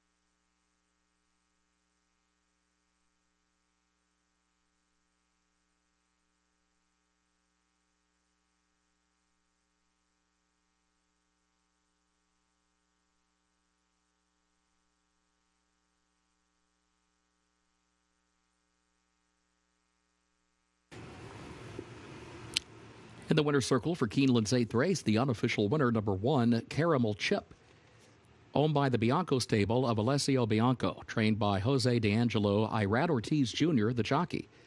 Caramel Chip, a 5-year-old son of midshipman out of Nandera by Speightstown, winner bred in Kentucky by Bugle Hill Farm, LLC. 7 furlongs over the fast main track, 1 minute 23.26 seconds.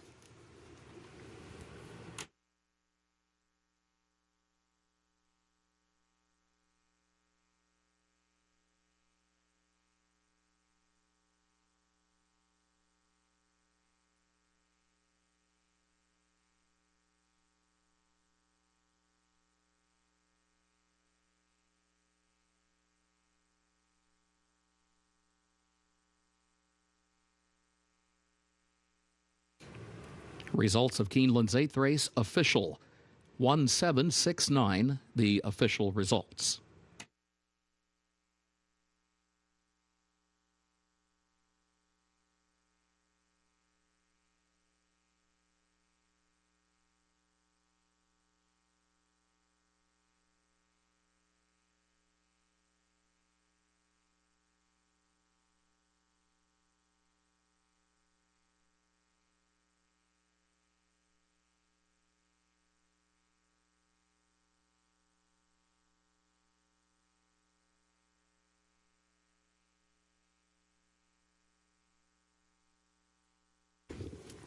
At Keeneland, the pick 6 pays on 6 of 6 with a consolation 5 of 6. Late pick 5 on 5 of 5 with a consolation 4 of 5. And since there was no super high 5 today, there is a carryover of $9,322 for that Toyota super high 5 for tomorrow. Live racing resumes tomorrow with a 1 p.m. Eastern first post. For now, on behalf of Keeneland, thank you and good evening. Also, a reminder, the second floor grandstand, including the sports bar and the mezzanine bar, will remain open for simulcasting until approximately 30 minutes following the conclusion of that final race. You may advance wager any races scheduled to occur after that time. Thank you.